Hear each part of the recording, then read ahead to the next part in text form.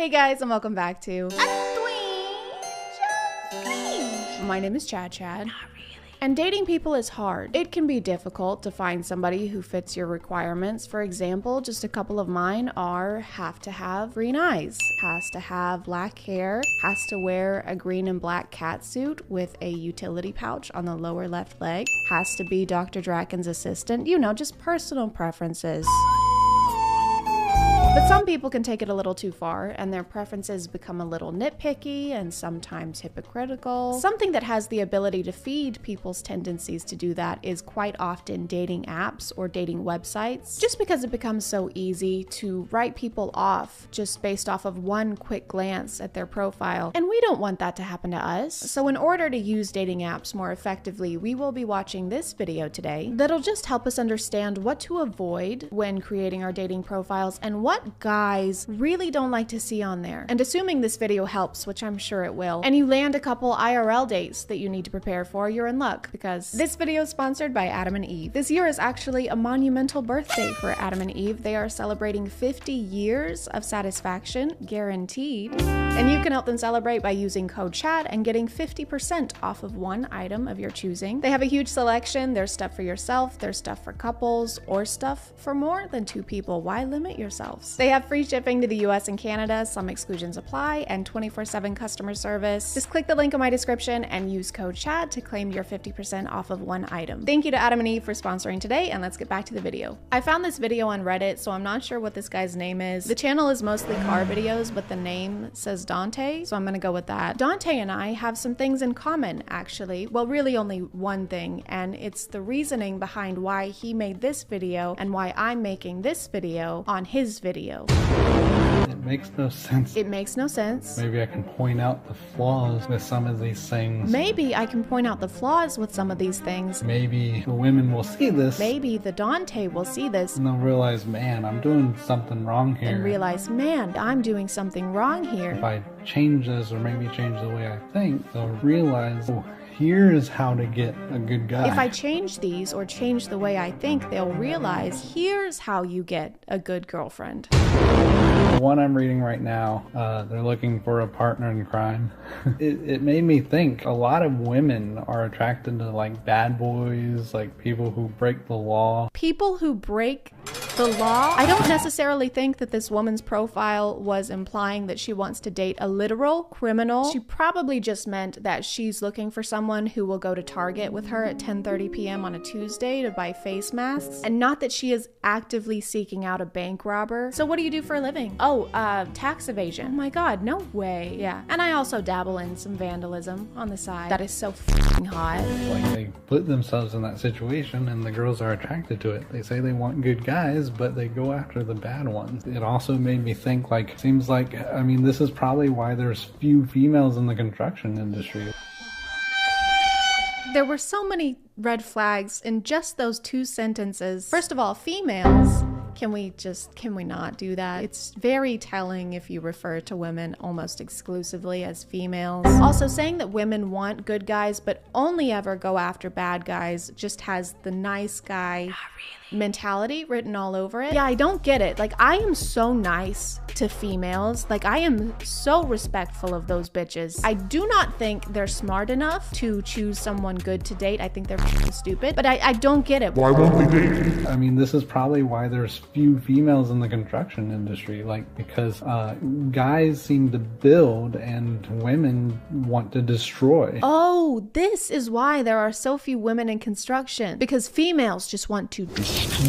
Has nothing to do with the fact that it's a male-dominated field within which women are often made uncomfortable and treated horribly compared to their male co-workers. Nay. It's because women want to destroy things. Hey boss, great news. We just wrapped up construction on the new Burger King. Oh, that's great, Jeremy, and we're ahead of schedule. Rebecca, what are you doing? Stupid female brain, not know how to build, only know to destroy. Rebecca, please stop, Rebecca. Rebecca, we can't keep rebuilding Burger Kings. Probably why the typical guy is the one who gets down on one knee, and then at the same time, it's the women who are typically the ones that hand them papers and to say sign here. Men create and women destroy. They just want to watch the world burn. Jesus, dude. I would say who hurt you, But I think we all know. I am sorry that you had an experience, obviously, where your heart got broken, but lots of people get their heart broken and they don't turn into a misogynist. Another thing on here, there's one question on here. I had to make myself breathe because I thought it was so funny. The height, another hypocrisy where it says, how tall do you want your partner to be? And mine is I don't like short girls. So you don't like women, you don't like short women, you don't like women who have height preferences, you don't like women in construction. Are we sure you like women? And they have no problem saying they don't want to date guys under 6 feet tall. And I'm 6'2", so I'm there. However, even I have difficulty finding someone to actually just go out with or just to talk to. Well, that makes no sense. I can't imagine why women don't want to have a conversation with you. That's weird. Women want to destroy. It's just difficult talking to them. I mean, that's a whole other story. It's really not. Here's a simple way to start a conversation with a woman, okay? Hello, I really like your jacket in this picture. It's super cute. Thank you. I got it at Target. Oh my God, I love Target. I could get lost in there for hours. I am looking for a partner in crime who will go to Target with me any time of the day. I think I can help with that. And here is an example of how not to start a conversation with a woman. Greetings, dumb, stupid female. I am decently fond of that jacket you happen to be wearing. Thank you. I got it at Target. Did you destroy the Target? I'm sorry. I bet you threw a big old block of C4 behind you as you left. I did not. Typical female. They simply lack. I feel like this isn't about me anymore. They destroy everything in their way. Specifically stated that I will only date someone who's at least 5'7". I'm giving them somewhat a leeway. Leeway? That's leeway? That's leeway. I am 5'7". I don't know if that's considered tall, but I do know that I'm tall enough for my grandma to comment on it every time she sees me and complain whenever I wear heels. The average height for women in the US is 5'4". So you actually also have a tall height preference, which there's nothing wrong with that, unless you just said, in basically the same breath, that you don't like women who have a tall height preference. Most of the ones that I've messaged, and sometimes I even mention that fact, and that they don't respond. And it's like, what's the point? I don't know, Dante. Maybe one of their personal preferences is for guys that don't have rooms missing a third of its walls. The majority of y'all, honestly, y'all are hypocrites. I see a lot of girls who are 5'4", and you still don't want to, you're looking for someone taller, but you're being a hypocrite about it, but you don't want to date anyone that's under 6 feet. They have to be at least 6 feet tall. And it's just very hypocritical and illogical. The woman was too stunned to speak. Did you just call women hypocrites for having a tall height preference? Dante, it's the same thing, Dante. And it's just very hypocritical and illogical. And I don't like that. Yeah, and you just said that you don't want to date anyone under 5'6". 5'7" is the minimum. 5'6", you would date somebody 5'6", but that's probably it. 5'6" and under, I got no problem dating you, but that's probably all it's gonna be. So 5'6" is not wifey material. Girls who are 5'4", but you don't want to date anyone under 6 feet. That's an 8-inch difference, right? If a woman is 5'4" and wants to date someone who's at least 6 foot, that's an 8-inch difference. You are 6'2", and your height preference is at least 5'7". So that's 1, 2, 3, 4, 5, 6, 7. 7-inch difference in height. So you basically have the same exact height preference that you just gave as an example. And it's just very hypocritical and illogical. The only difference is you are the tall one. It's the same thing, Dante. It's the same fucking thing. I would much rather be with someone who's half decent but intelligent and thinks for themselves. Well, that doesn't exactly seem accurate. I just want a woman who can think for herself, as long as she agrees with everything I say and thinks exactly like me. I do not like hypocrites. That's my favorite word to use. I love pointing out hypocrites. Hey, me too. More like the silent majority, the ones who don't speak up for themselves, the ones who have trouble with that. So that's kind of why I'm starting these videos. Oh yes, thank you so much for speaking up on behalf of 6'2" men who don't want to date women that are shorter than 5'7", who think women are assholes, who don't know how to think for themselves and want to destroy the world. Those kinds of people really have trouble making their voices heard. I don't like that. Okay, so that's the end of this video. It is now time to take what we've learned and use it to create the ultimate dating profile to maximize our chances of finding the perfect man. Hello, my name is ChadChad, but not really. And I am seeking a partner who is any height. I have absolutely no preference whatsoever. I am 6'1" and currently work in construction. It was very difficult to teach myself not to go Wreck-It Ralph on every building within a 5-mile radius. But with some perseverance and thinking for myself, I persevered perseveringly. I am extremely intelligent, but not too intelligent. I am logical, and I do not condone crime in any way, and am looking for a partner in strictly legal activities. If I am what you're looking for, please send me correspondence via carrier pigeon, because apparently some of us still reside in the 17th century. Yours, hopefully, ChadChad. I'm gonna call it there, guys. Thank you for subscribing, and if you are still here, thank you so much for watching. I appreciate you clicking on my video out of all the videos that are on here, and I'll see you next time. Okay, bye.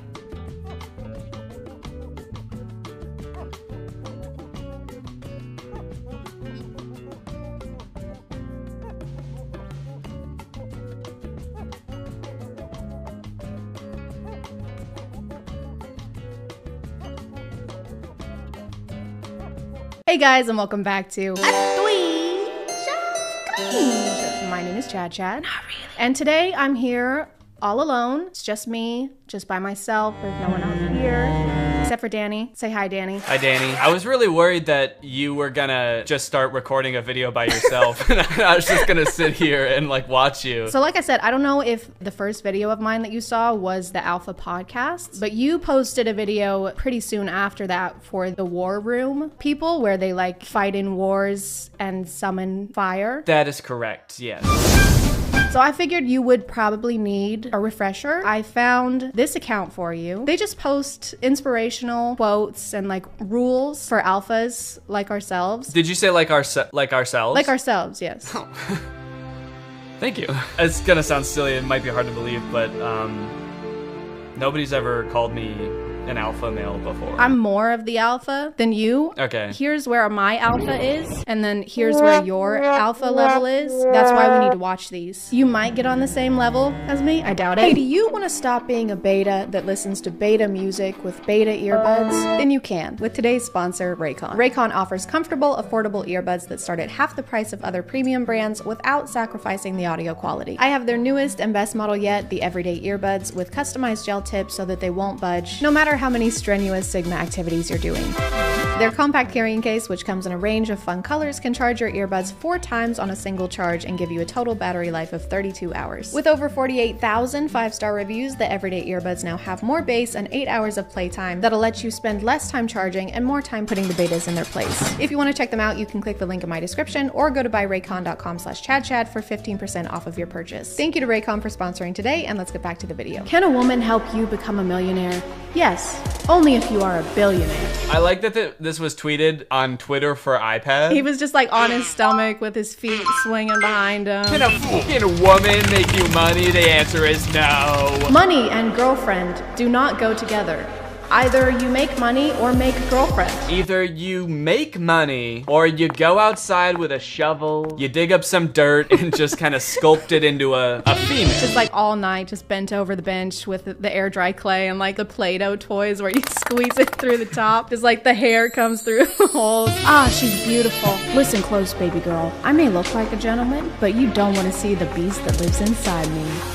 I like to think that they have shoot days for these, like dedicated shoot days, and they bring multiple outfit changes, situate their glasses. Listen close, baby girl.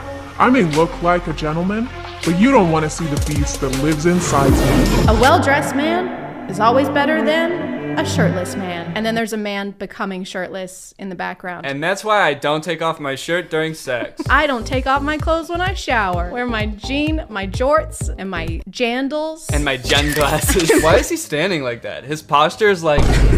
This is filmed on the iPad. Gotta like, that's right. The iPad is like falling, so he's like falling with it. So this is the guy that you don't be like this guy. This is the bad alpha. Bad alpha. No iPad for a week. Back in your cave. I failed to maintain a relationship because I don't know the art of lying. Lying. Lying. I think you should have just tweeted the first line of this tweet. I failed to maintain a relationship. Hey guys, just failed to maintain another relationship. Hey, what's up?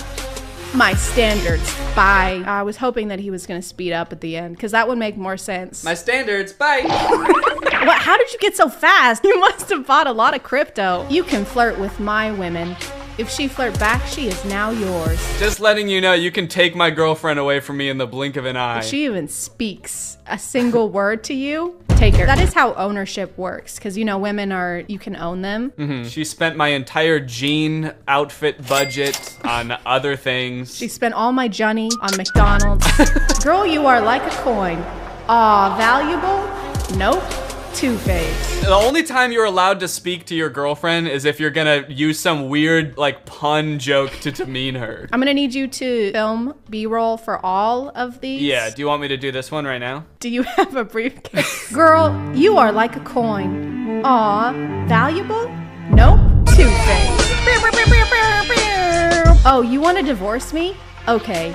Your house will stop being paid of. Your car will get repoed and your credit cards will start getting declined. And so your only option at this point is to develop Stockholm Syndrome. Oh, you want to divorce me? That's not an option, babe. Because you're gonna die. He like needs to make a mold of you before you're legally allowed to leave so he can recreate you. Yeah, wait, at least give me time to make another girlfriend. Let me scan you with my iPad. Oh, so you want the nice guy now because he became successful? Sorry, honey, but you rejected him a long time ago. Are we meant to believe that the person tweeting this considers himself a nice guy? We are, yeah. I don't think that it's very alpha to refer to yourself as a nice guy. So I think that this might be an imposter. We should be wary. Who stole the alpha male's iPad? Emergency meeting. Who the fuck stole my iPad? Give it back. Going to a for love is like going to a library for workout.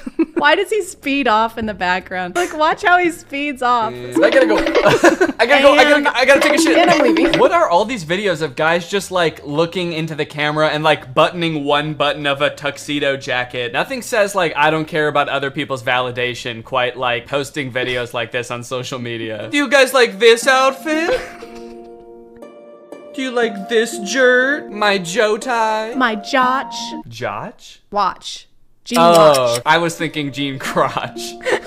My genus. My genitalia. My genitalia. Oh, this dude's got a Jean dick. Am I in a relationship? Nope. I'm single as a dollar and not looking for change. Whoa. Oh my God. Okay, do that one. Yeah, I can do that. Yeah, do that one. Make sure you get the push-up where all of their limbs stop touching the ground at the same time. I'll do that. So go ahead and read what you were reading. Am I in a relationship? Nope. I'm single as a dollar and not looking for change. I put my whole juicy in that one. I think I'm actually a little bit more alpha than when we started. That leveled you up at least 3 alpha levels. So go ahead and pat yourself on the jack. We should love, not fall in love.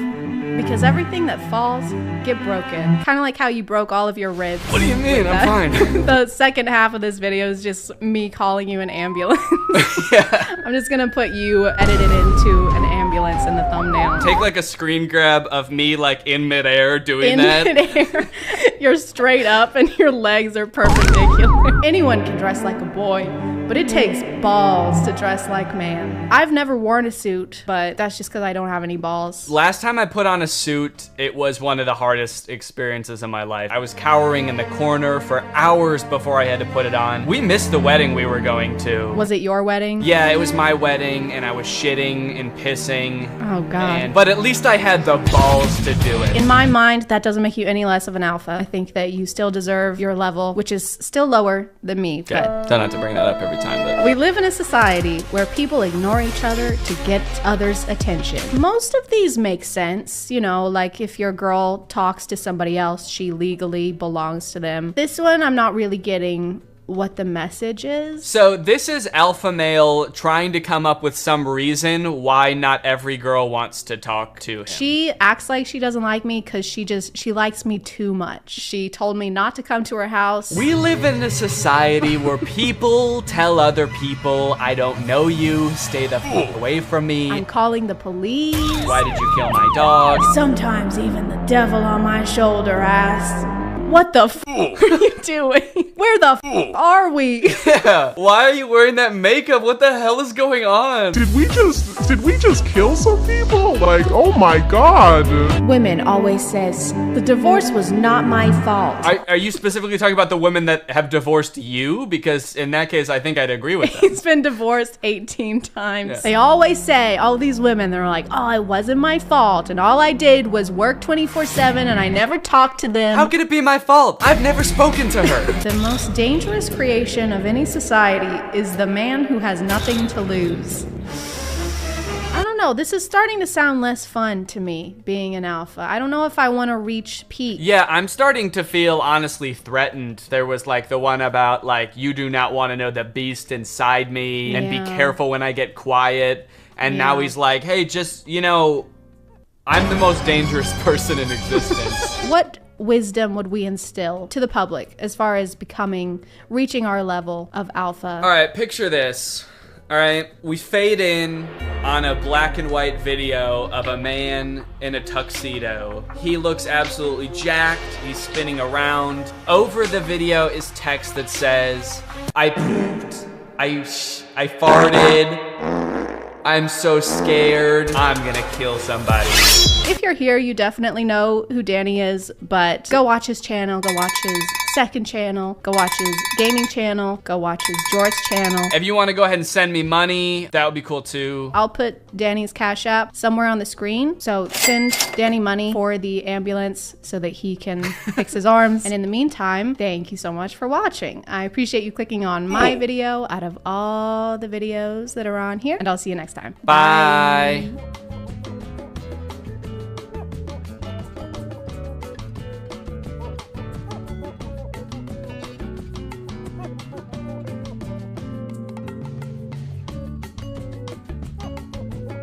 Hey guys, and welcome back to My name is ChadChad. Not really. And today we're gonna have a party. Not that kind of party, but don't worry, it'll still be a blast because instead of dancing or having fun, we're going to find out whether we're a fish he or a fish her. Gender reveal parties were birthed in 2008 by a blogger who decided to cut into her cake and let the color of frosting reveal her baby's gender. Little did she know she was starting a new custom involving family and celebration and wildfires. But before we start to babble about these TikToks, let's take a moment to babble about today's sponsor. This video is sponsored by Babbel, the language learning platform with over 10 million subscriptions worldwide. My mom and grandma speak Spanish, and sometimes they say super sweet things to me, like cállate and eres una decepción. You are a disappointment. So I decided it's time to freshen up my own Spanish and join the conversation. Babbel uses award-winning technology to make learning fun while teaching you how to speak a new language in as little as 3 weeks. If normal lessons aren't for you, Babbel offers engaging 10-minute lessons, games, videos, and even podcasts. They really want to avoid the monotony of teaching boring vocab words, so they teach real-world, practical conversations that would be used while traveling, working, or even in everyday relationships. Triste. Estoy un poco triste. Or you can just learn a second language so that you can tell people you learned a second language and they think that you're cooler than them. Which you would be. If you want to check them out, just click the link in my description and get 65% off of your subscription. Thank you to Babbel for sponsoring today, and let's get back to the video.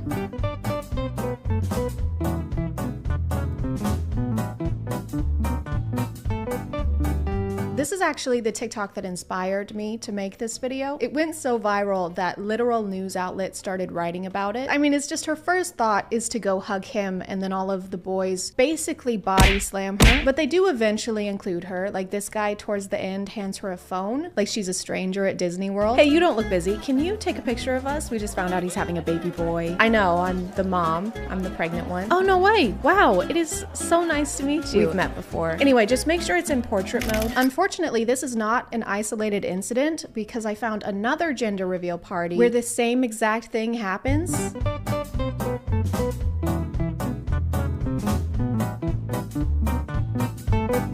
Even down to the same wardrobe. Everyone's sporting this fashion combo with the hat and the sunglasses that look like you're about to get your teeth whitened. So this is just a thing that happens regularly, I guess, where you forget about and exclude the person who's doing like 99.9% of the work. I didn't know that having a gender reveal party was so life-threatening. Do you think the invitations specify that the dress code is like combat casual? Just wear something that looks cute, but can also protect your ribs from potential trauma. And don't forget your insurance card. That's unrelated, but don't forget it. At least they have the good sense to have the mom throw the ball toward them from a distance. Otherwise, we'd have a real Thunderdome situation on our hands. Congratulations, you're having a boy. Oh my God, that's great. That's what I was hoping for. Good luck. What do you mean?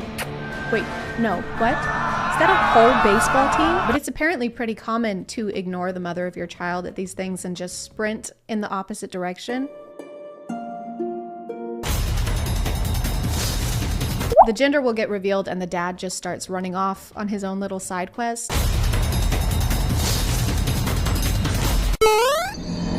Which there's nothing wrong with. I mean, they're just excited. But sometimes you can see the mom in the background, arms open wide, chasing after him like, wow, I'm so happy. Where are you going? Maybe just a squeeze. This is kind of important.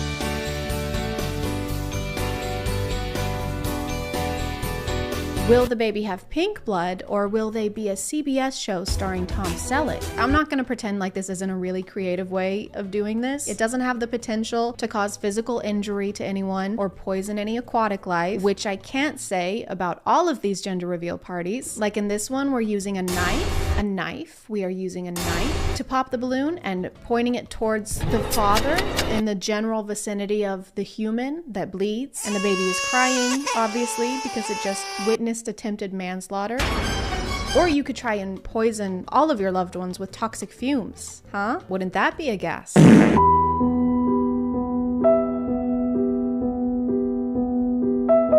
my God, I can't wait to find out what the baby is. Good. Wait, what do you mean? What the fuck? Then there's this one where there's not even an attempt to not litter. You know what, Mommy? I'm a girl. I hope that makes you happy. I always want to make you happy. I think it was planned, actually. They seem to have gone out of their way to ensure that plastic would end up in the river. What if instead of doing this on the grass, where we would have to pick up after ourselves, like peasants, we put it directly in the water, then we don't have to pick it up, and the world ends a little bit faster. It's a win-win. I'm gonna be a parent. Another popular theme is to use as much water as you can and then put it on a plane. As far as I can tell, it seems to be some kind of competition to see how much water you can waste, and you have to log in how many gallons you used each time you have a gender reveal party. And if you win, they show up to your house with a big check and balloons, which you will throw in the ocean, we hope. Or if you're feeling bored, you can simulate a tsunami just to feel something.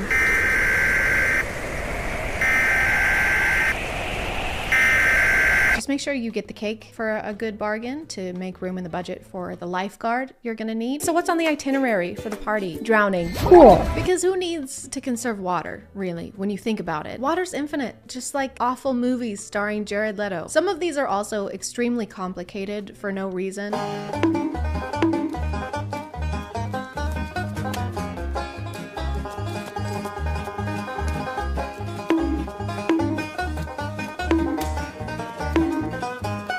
It's like the more steps involved in the reveal, the more gender you get, I guess, just in case you want an extra scoop of gender with your gender. Okay, so you're gonna open that box, and then you're gonna pop each of those balloons individually with a spoon, and then when the balloons, they have legs, start running at 30 miles per hour, which doesn't sound that fast, but Usain Bolt can only do 27.3. And then you're gonna can you just tell me what genitals my kid is gonna have? Or you have others where you build a wall just to demolish it, like an episode of Extreme Makeover in reverse. I know this is probably the dad, but I like to think it's a service you can purchase. Like you can hire a guy on Craigslist just for this purpose. He has to email you a resume detailing his experience in breaking walls. From 2009 to 2012, I personally mediated and oversaw a team of 1, just myself, having some pretty bad anger issues. Then 2012 to the present, I have been working as an understudy for the Kool-Aid Man. I guess this one isn't really a problem as long as we don't let him volunteer for Habitat for Humanity. You made me a house? Yes, I did. Thank you so much. This means a lot to me. You're so welcome. Why are you putting on a helmet? I'm sorry. My wife's pregnant. What does that have to do with Cannonball? For this next portion, I want to do a comparative study. I'm not going to say anything. I'm just going to show you 2 videos with 2 different outcomes and 2 different reactions and see if you can pick up on the slight difference in response. Are you ready? Put on your science goggles or you might miss it.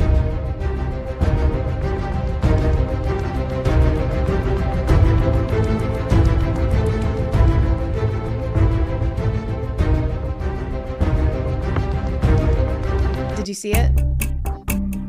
The second one didn't have any fireworks. I think there's a fine line between being a little let down and making your daughter regret being born.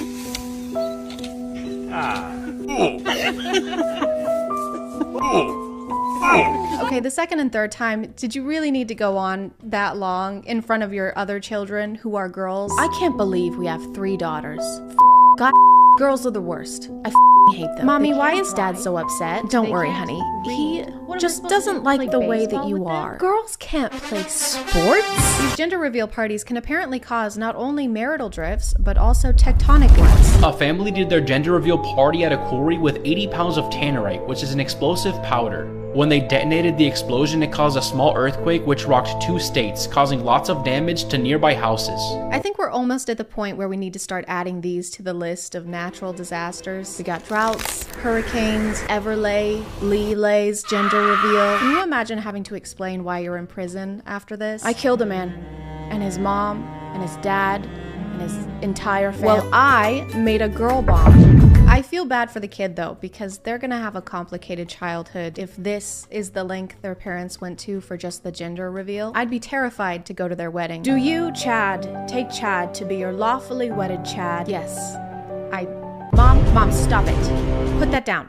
Thank you. I do. Mom, no. No, stop it. Put that down. Stop. Bad mom. There's so many different ways of doing this without endangering the entire state of New Hampshire. And some people do all of them and just go all out. They have the balloons, plus the fireworks, plus the smoke. Some of them even have their own soundtrack.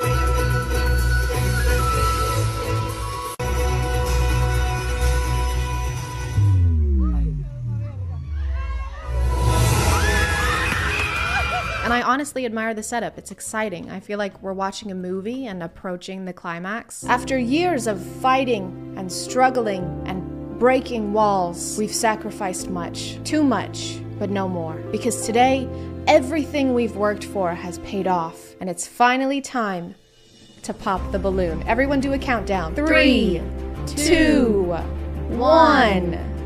Oh my God, it's a pollution. Oh, wow.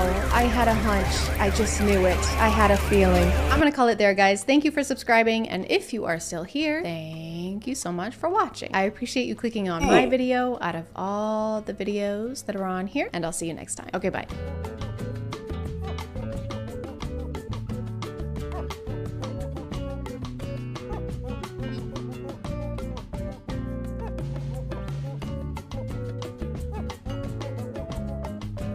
Do you want to help me do the twinge? A twinge of cringe? Basically, you just have to like push every limit of your vocal cords. Nice. Hey guys, and welcome back to Today Today we're here with the Asher Show, a very special guest. Hello, how you doing? We just filmed a video for his channel that'll probably be up by the time I upload mine, so y'all should go check that out. His videos are great. Today we're gonna be checking out this TikTok page, which is called The Handsome Magician. I'm pretty sure that Danny, Drew, and Curtis, I think they did like a collab on this one like a year or more ago. It wasn't this one, just a similar page, and that was this year because I have no concept of time. Anyway, enjoy.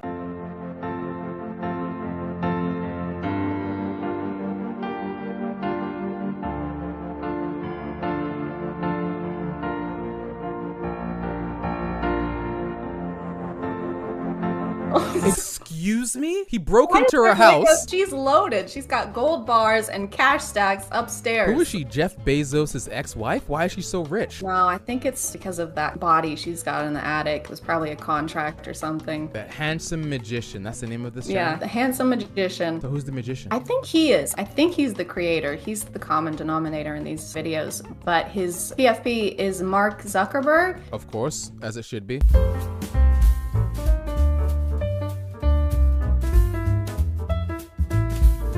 Oh, so the friend is now navigating. He actually couldn't see without having someone sit with their back in front of his eyes. Here's the question. Is that him twice? Or did Yes. he get a friend to help him do this bit? Crippling debt. Your friends, did you know that your friends can actually keep you from going into crippling debt? Yeah, my friends always tell me that, like, Asha, pay your bills. Yes! This one. Yeah, I sent you this one. Sorry, too small. Is the baseball here for scale? I thought the baseball was supposed to be showing the shape. I don't like the shape of you. Yeah, there's a round baseball body in the shaming. back.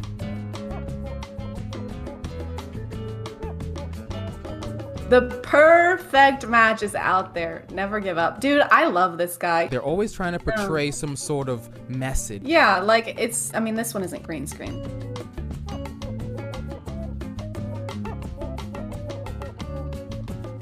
Okay. No, you were wrong. I love the royalty-free Ninja Turtle. It's so skinny. So thin. Like, this guy's been doing Pilates. This is the Ninja Turtle that doesn't like pizza. What's that video game where the couple that's like about to break up and you have to talk to them and you like actually type stuff in? Oh my goodness. I know exactly what you're talking about. You knock on the door. Hello, come on in. Yeah, the animation of her face looks exactly like that. Shoot, you're right. Oh, and this is why, okay, so I saw them like last week and I didn't really recognize them. And then I clicked on their page and I saw this one. Oh, they're digging again. But do you see who is doing the digging? No, I can't. Wait, let me enlarge this. It's Danny Gonzalez's head. Is it? Green, like, edited onto this person. Oh my god, this is so meta. Oh, I just realized I was too busy focused on the face. I didn't get the message of this video. If you keep this digging... one is like, don't be greedy. Yeah, because then you'll fall into a pit of tigers. Right. Careful what you wish for, Danny Gonzalez. Danny, you're getting too fucking greedy and you need to stop. Get down there with those tigers. Come on, baby, just one little kiss. Forgot that we're voicing these characters. Oh, yeah, we gotta voice them. Okay, I'm not in the mood to kiss you tonight. Thanos snap. I am leaving you. Those who lose their tempers lose their loved ones. I don't know anybody who gets this upset over not getting a kiss. Yeah, he's enraged that he turns into a tiger. I'd be mad too if I had to wear sandals like that. Okay, so I did see this one last night. I don't know what this one is. I think it's like a Roadrunner sketch. It is! Oh my god, look at him run. He doesn't even move his arms. Why doesn't he move his arms when he runs? Who runs like this? What's the message here? They wanted to leave it up to interpretation on this one. It's up to the viewer this time. I think it's your turn to figure it out. Yeah, it's time to use your own head for once. Have you ever had anyone comment on your lips? Because I don't think I have.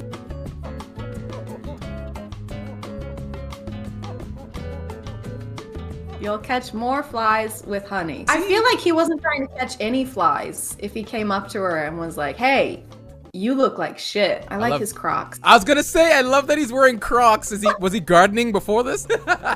No, he was burying the dinosaur skeleton. Burying dead bodies in his backyard. This probably followed that other video where he asked for a kiss and she said no. And he was like, well, your lips look like shit anyway. I wouldn't want to kiss you anyway. It's like when a guy gets rejected. It was like, well, you're not that fit anyway, yeah?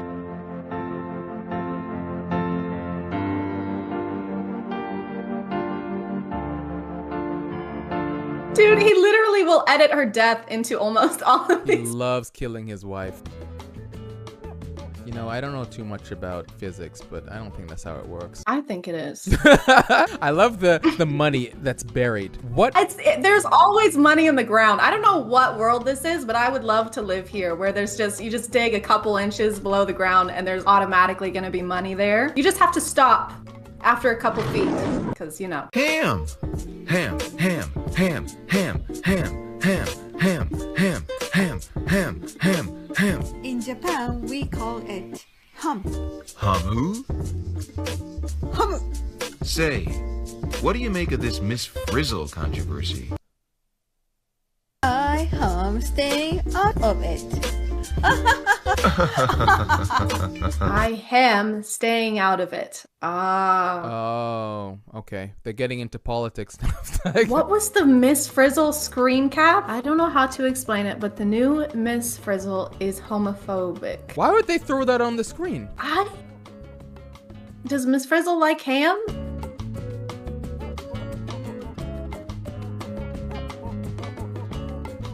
Child. This guy has a beard. How is he a child? How do you carry your money around? Do you have a wallet, a purse, or anything? Or do you usually carry around burlap sacks with dollar signs on them? Burlap sacks, yeah. I have 2, actually.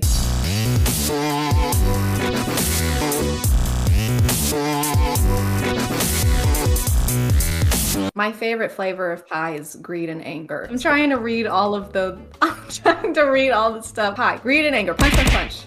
What was this one? People who lack empathy. Oh, he's getting rid of the haters. Yeah, okay. he's punching. He's getting rid of all the negative energy and he's vibing. He's doing a vibe check. More of a vibe cleanse because he's annihilating everything. This guy could take Jake Paul in a fight. You see that kick? Holy smokes. And the top hat on the dolphin? How much is the top hat? I'm gonna buy one right now. $114? Oh my god, they are very expensive, but worth it. I think you should buy one right now. I'll send one to you as well. Ooh, that would be amazing, actually. I'll wear it in every single one of my green screen videos. Yeah, I think you have that I to. ever make.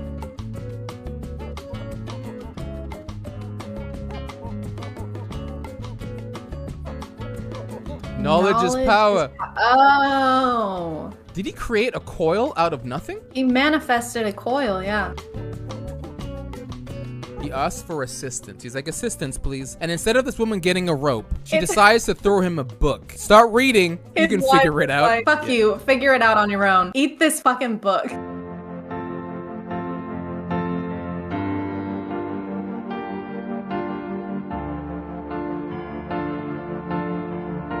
He's drowning. Oh. Huh. He's dying. Also, this looks like a penis. Wait. What's the message? The message is that if you dig holes shaped like a penis, you will fucking die. This user figured it out. Okay, you ready for this? In this context, he can't swim up because the clowns are holding us down. Oh. It's quiz time. Okay. What's this? Is it a wiener? That's right. In Japan, we call it winner. Huh. I like that they're teaching us things. How to say I do too. wiener in Japanese. Is that Jerry Seinfeld? Yeah, it is. I never sausage little wiener before. Okay.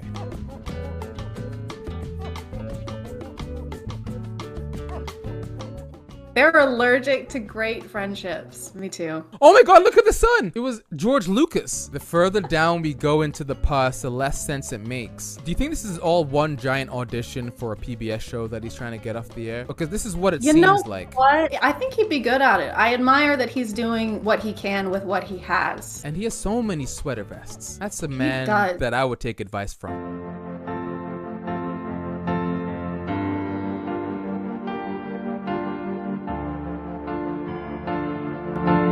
I read the Bible and I've never seen any of these words before. I've read the Bible also, and I don't recall him ever saying, letting shit slip or you'll be leaving with a fat lip. Jesus, come on. Profanity, Jesus. Is this him? I feel like this is the man behind this whole TikTok thing. It has to be. This was the guy who played the kid. He was the guy who played the kid. Yeah, I feel like he had a vision to confuse everyone on TikTok, but also give some life lessons. And he was like, Mom, Dad, would you mind doing this for me? I feel like we can go viral. I think you're right. He's Oh the my one God. that's doing the editing on these. Yeah, I knew it. I knew there was something behind this whole story. I think we cracked it, I feel so much honestly. better. I feel so much better because I would have had questions for so I long. appreciate you going on that journey with me. You know, now I'm gonna have to like detox and just read a book or something because my mind is scrambled. Yeah, you're gonna have to purge all the bad energy. Just karate chop and kickbox them. Get them out of there. I'm gonna call it there. Thank you so much for watching. Thank you to the Asher Show for being in my first ever collab. And I will see you guys next time. Okay, bye.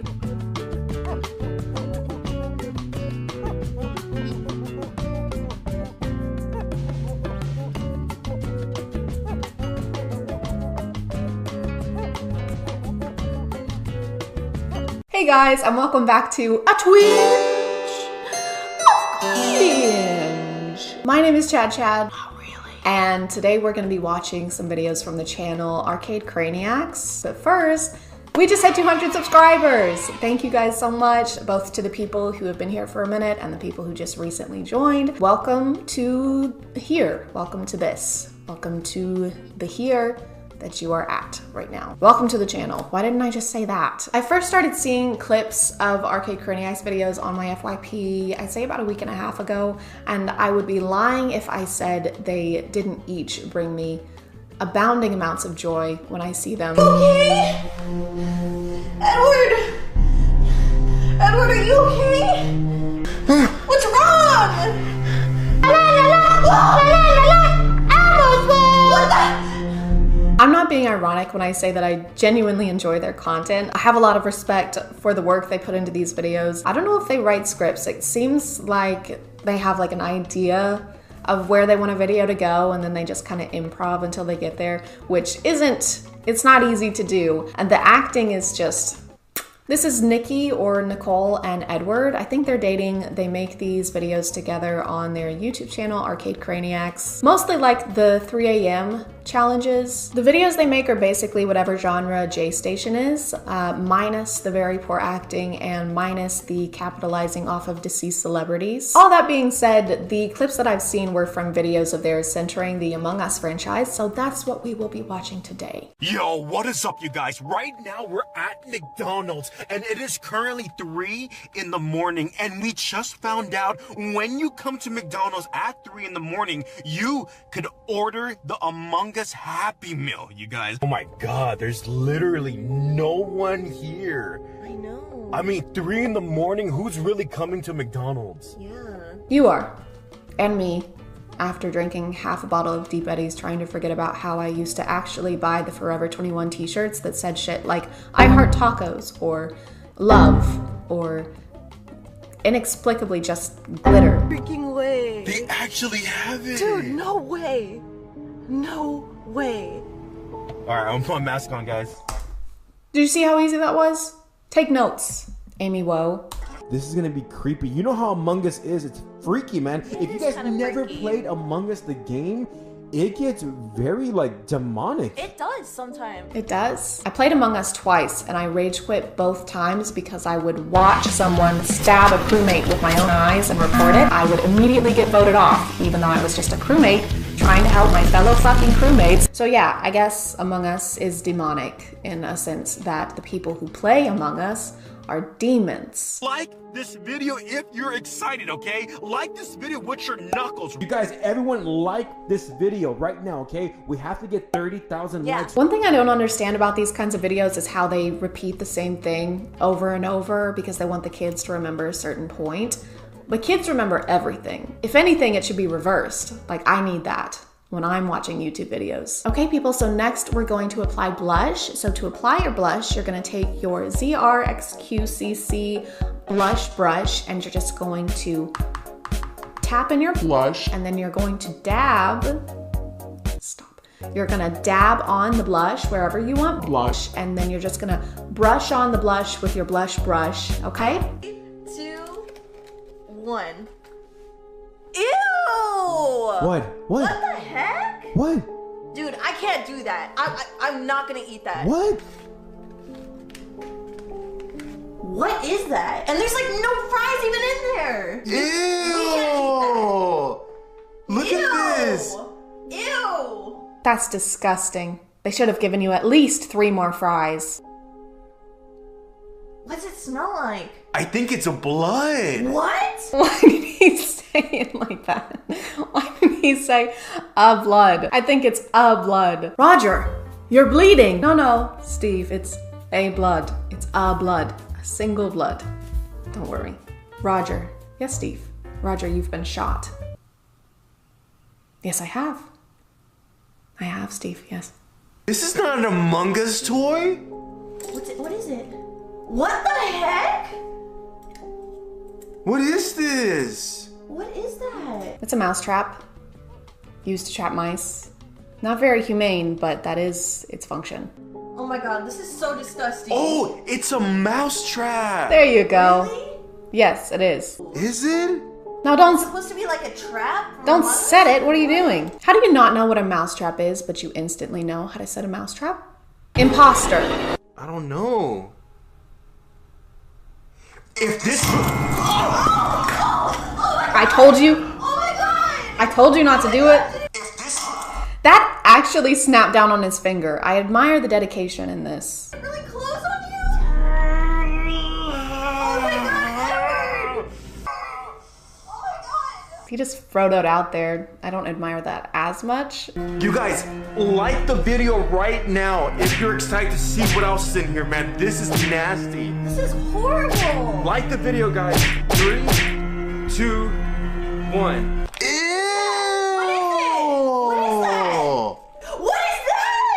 Is that a Diva cup? 2, 1. That doesn't make any sense. Or do you think they delivered it maybe? Maybe they like forgot to put it in the box and deliver it to our door. But we didn't tell them our address. That's the least realistic thing you've said in this video. You think a McDonald's employee realized that they forgot to put your toy in the Happy Meal and then personally delivered it to you when they won't even clean the ice cream machine so you can have a cone every once in a while. Not to mention, if the employee somehow found your address, I don't think it's the imposter you need to be worried about. Ooh, it smells sour like funky. Really? Oh my god, what is it? It's pee. What? It's pee. Are you serious? It's pee. Oh my god. And I have, Oh my god. No. And I have pee in my mouth No. now. Oh my god. That thing has to be possessed. There's no way. I literally put him right there. I guess you could say it's kind of... Stop. Do not Please say do it. not say it. Sus. You I swear are to the God, worst, I hate you right? so much. I legitimately want to see what happens next, so here we go. Scary, cutting open haunted Among Us imposter at 3 a.m. What's inside haunted doll? What? That's what I mean, you guys. What? He's doing it. Look. That's what I mean, you guys. Oh my god. What's he doing? Sitting on the couch? Everyone knows that's one of the signs. Temperature dropping, ghost writing, and sitting on the couch. Wait. Wait, what is that? There's something in here, dude. Let me see. Oh.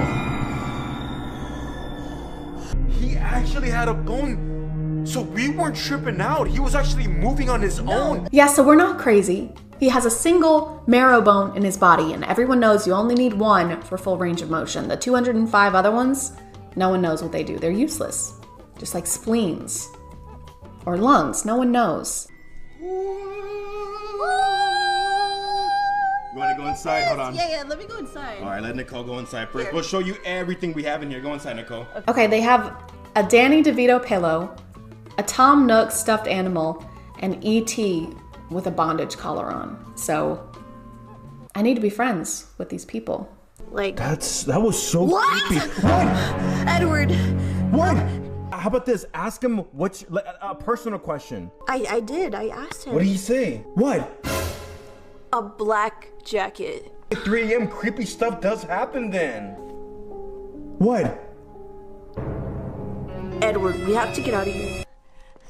Oh my god! I love how the scary music is playing in the background and their lives are being threatened and everyone else in the lobby is just waiting for the round to start. What am I wearing? Eat my ass. Easy. a black jacket. How did you know that? Can we start the game? My humor is like that. Do not become pressed. Just leave me alone, imposter. Star, star, star, star. Star, hey guys, guess what? Star. What? Star, What? star, I eat my own ass. Star, star, star. Start. This is so scary. The game. Start. What necklace am I wearing then? Start. I ate my grandma's ass. And I. He. And a cow's ass. Star. Start the game. Star. I swear to God. Star. And a sloth's ass. Somebody's knocking on the door. Oh my God. Oh, this is so messed up, man. I don't want to answer it. The emotion put into these is overwhelming. I'm more moved by this than I was by the ending of The Notebook. Who are you?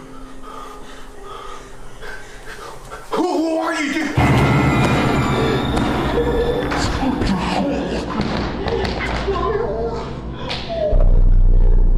This just got a little dark for the audience these are made for. Okay guys, like and subscribe if we should open the door. I don't want to open the door. Shut up. Okay, they like the video. Go open the door. No, do it now. Fine. Oh no, guys. No, Chad is about to please. get brutally murdered. Like the video to save her life, guys. Quick, hurry.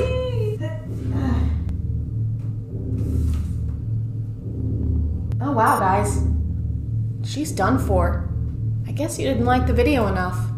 I guess it's kind of all your fault. Anyway, guys, like and subscribe to see part 2 where I customize ChadChad's casket with Among Us characters. I'm gonna call it there, guys. Again, thank you for subscribing, and if you are still here, thank you so much for watching. I appreciate you clicking on my video out of all the videos that are on here, and I'll see you next time. Okay, bye.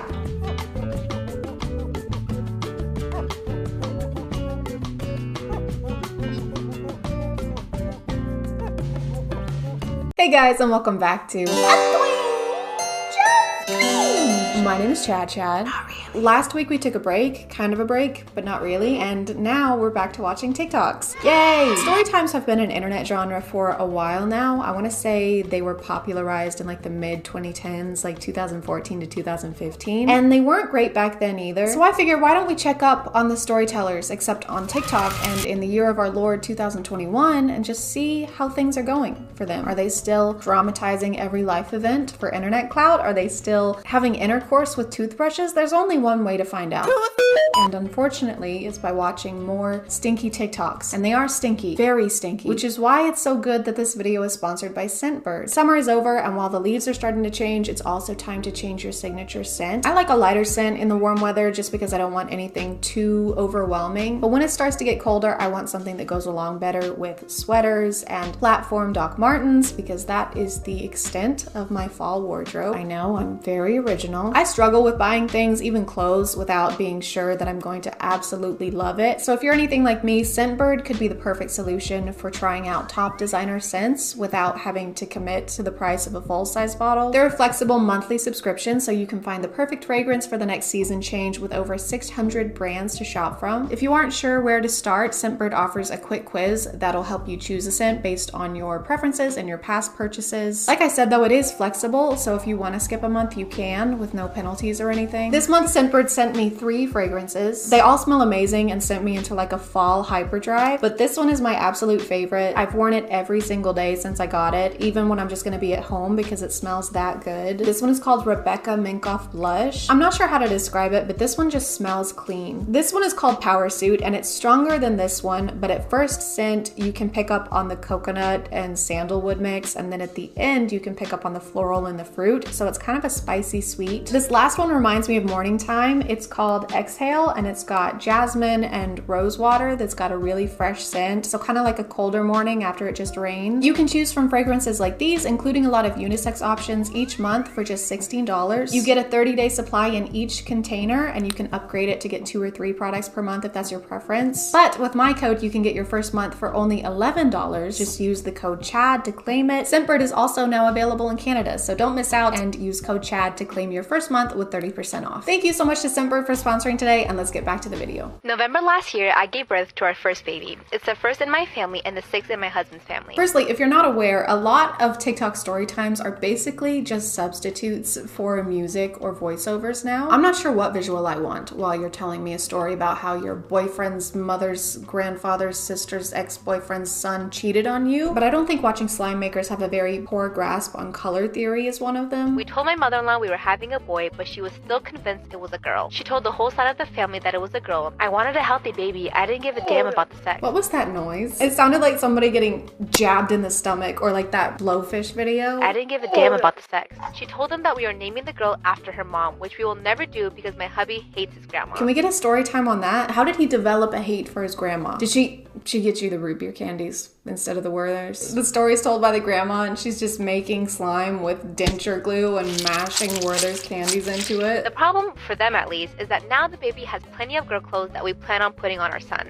Specifically for his family video calls and for pictures with them. She said we have to stop being childish. She just thought my belly shape was more like a girl than for a boy. How can you tell that from the outside of a pregnant belly? Actually, you know what? I would prefer if it was that way, because then we could do away with wildfires. I mean, gender reveal parties. All right, everyone ready? Okay.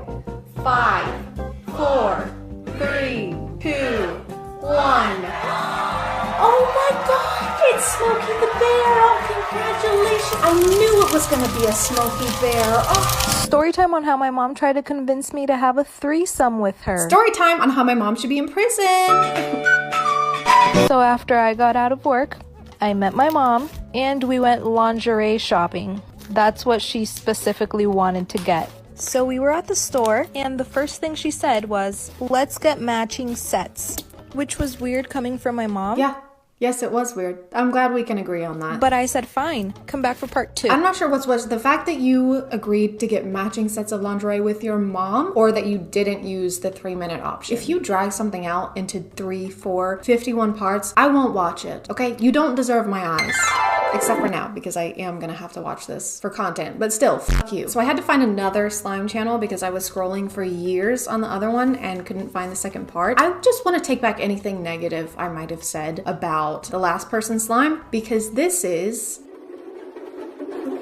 What is this? Like I said, it was really awkward coming from my mom because I've always been close with my mom, but never that close. I like how they're trying to explain that this was weird because they weren't that close with their mom and not because it was, you know, their f***ing mom. My mom called me downstairs 10 minutes after. She said, so you know there was a reason why I wanted to buy matching sets with you. And let's call her boyfriend Brian. She said, well, Brian gave me a really good idea. And then she said these words. Let's have a threesome. Okay guys, I feel like I should repeat what's probably in the title of this video somehow. People make these up for clout, so the chances of this being something that actually happened are at like 2.5% if we're being generous. I just don't want some people in the comments to try and explain to me that these aren't real. I know I just have a stupid, poopy woman brain, but I do know when I sit here and poke holes in the plot lines of these, it's not because I think they're real. It's because if I sat here and just told you that these aren't real over and over again, I don't think it would be that interesting of a video. My mom tried to convince me. That's not real. And we went lingerie shopping. This is a fake story. Let's have a threesome. This never happened. I was speechless. And she said, I know it sounds crazy now. Stop adding things to the slime. It is unusable at this point. This slime single-handedly caused global warming. They don't use acid anymore. They just fill a vat with this stuff and it gives people superpowers. It made the Teenage Mutant Slimy Turtles slimy man. And then Brian jumped in and said, it's not an actual threesome. What we really want is for you to watch us. But we want you to wear your mom's same lingerie. Oh, thank God. I thought it was gonna be something creepy. They tell their mom no and that it's weird. And the mom goes, you know what? Now that you said something, this is really weird. And then they break up with Brian. Thank God, because he seemed to be a pretty bad influence. Okay, on to the next one. Lucifer was a baby born in 2020 and most of his life seemed normal, except one thing which was unexplainable. Every time Lucifer's dad came near him, he would immediately start crying. It might be because you named him Lucifer, like the synonym for Satan. I like how a lot of these TikToks have to have something flashing on the screen or in the caption, like 100% real, true story, this actually happened. Like, okay, I maybe would have believed you, but now it just feels like you're a salesman trying to sell me a car that used to be owned by a 17-year-old boy. Never been in a single accident. One accident minus one is how many accidents this one has had. That dent is from cleaning the car too hard, if you can believe it. Did I mention it's never been in any accidents? At first, no one thought much of it until it continued every single day. And the craziest part is that Lucifer loved being around his mom. The doctors ran multiple tests on Lucifer but couldn't quite find the problem. Until this particular doctor stepped up and decided to run tests on Lucifer's dad instead. And it's what he found next that will leave you speechless. Hit the plus for part 2. Oh my god, that's so weird. Better watch part 2 to figure out what happened. Oh wait, there is no part 2. It doesn't exist. I didn't think it was possible for me to be more disappointed, but here we are. Based on the way a lot of these videos go, I'm going to assume that the dad wasn't actually his dad and was really a serial killer who used the face machine from Mission Impossible to steal his identity, okay? And then when they went to the doctor and ran blood tests, they realized that it wasn't actually the baby's father. And then Tom Cruise emerges from the skin suit and turns into a mummy, starts a war of worlds on top of a gun. I don't know, I didn't see any of the movies. This is why you should always keep your phone charged. A girl named Marissa came home from school at around 3 p.m. She walked in the door and told her mom that some random number kept calling her all day. Her mom told her the person may have the wrong number and just to ignore it. Marissa said okay and begins to do her homework. A couple hours later, she receives a phone call from the same number. Marissa answers it this time and says, "Hello?" The man then says, "We finally found you. Don't worry, Bunny."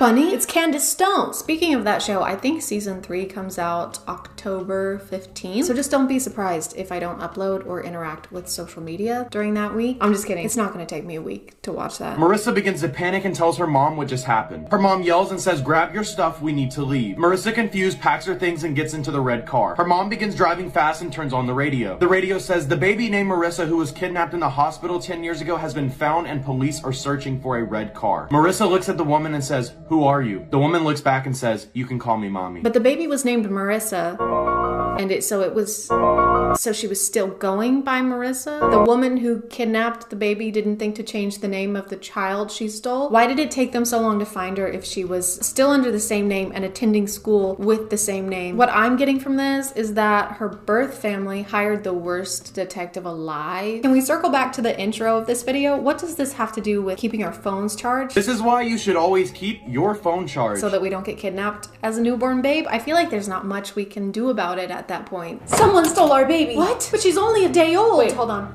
Hello? Goo goo gaga, goo goo ga. Oh, Goo thank goo God. goo.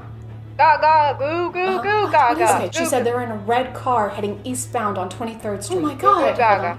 Gaga goo. Of course. What did she say? She also says BYOB. Huh? Bring your own boob. She's starving. I think that's gonna do it for today, guys. Not because I'm out of TikTok story times, because they never end, but because it is 4 a.m. I've heard sleep is good for you, so I think I'm gonna try that out. Thank you for subscribing, and if you are still here, thank you so much for watching. I appreciate you clicking on my video out of all the videos that are on here, and I'll see you next time. Okay, bye.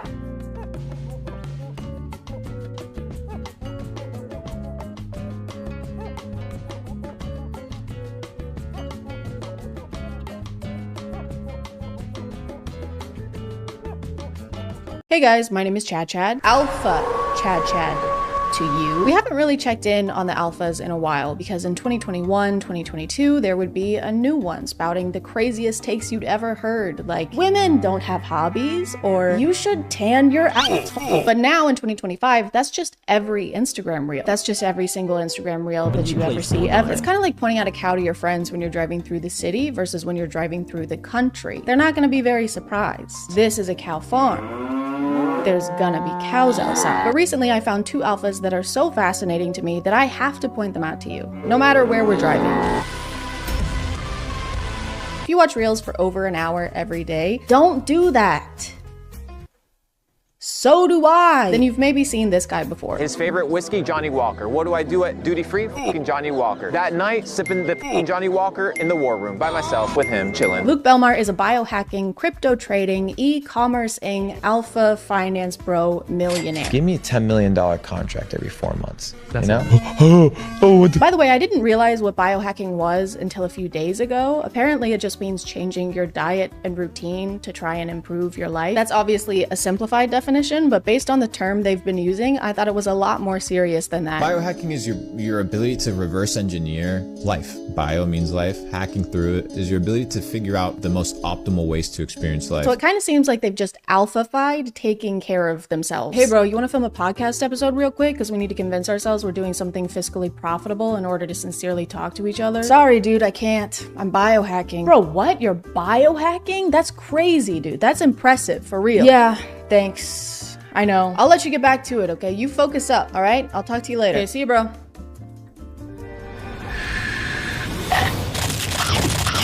This is actually one of the best apples I've ever fucking had. Luke posts a lot of clips of himself on various podcasts saying things I think are meant to be insightful, but usually make no sense. I think people need to start studying words. Look at a bank, right? What is a bank? Riverbank. Right. What does the riverbank do? It controls the flow. The flow of what? The flow of the current, the currency. If it's controlling the currency, it's also controlling the what? The flow. The flow of what? The cash flow. He's always talking about his success and how much money he has, so he posts a lot of advice to people wanting to become more like him. Wealthy, cool, charismatic. Because those things are very helpful. Because and a lot of his videos are him explaining how we can start making money just like him. So let's go ahead and dive in. That's foreshadowing for later in the video. It'll make sense later. We'll get to that.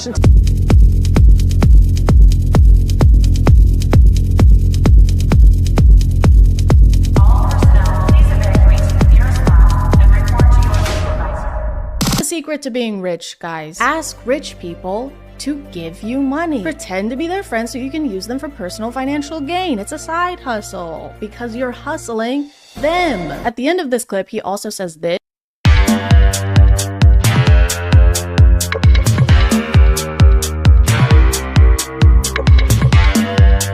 Somehow even worse advice. If you guys want to make money, literally just make money. Print it yourself in your garage. It's all about positioning yourself into prison. Don't worry though, this is not the only groundbreaking advice he has for making money. when was the last time you sat down with a blank piece of paper and just like brainstormed? Ever heard that? Yes, I'm pretty sure they have heard of that. He has so many people listening to him right now, they're hanging on every word he says, and he uses that opportunity to ask if they've ever heard of journaling. I got a problem at the top. Give me a fucking 100 solutions for that problem.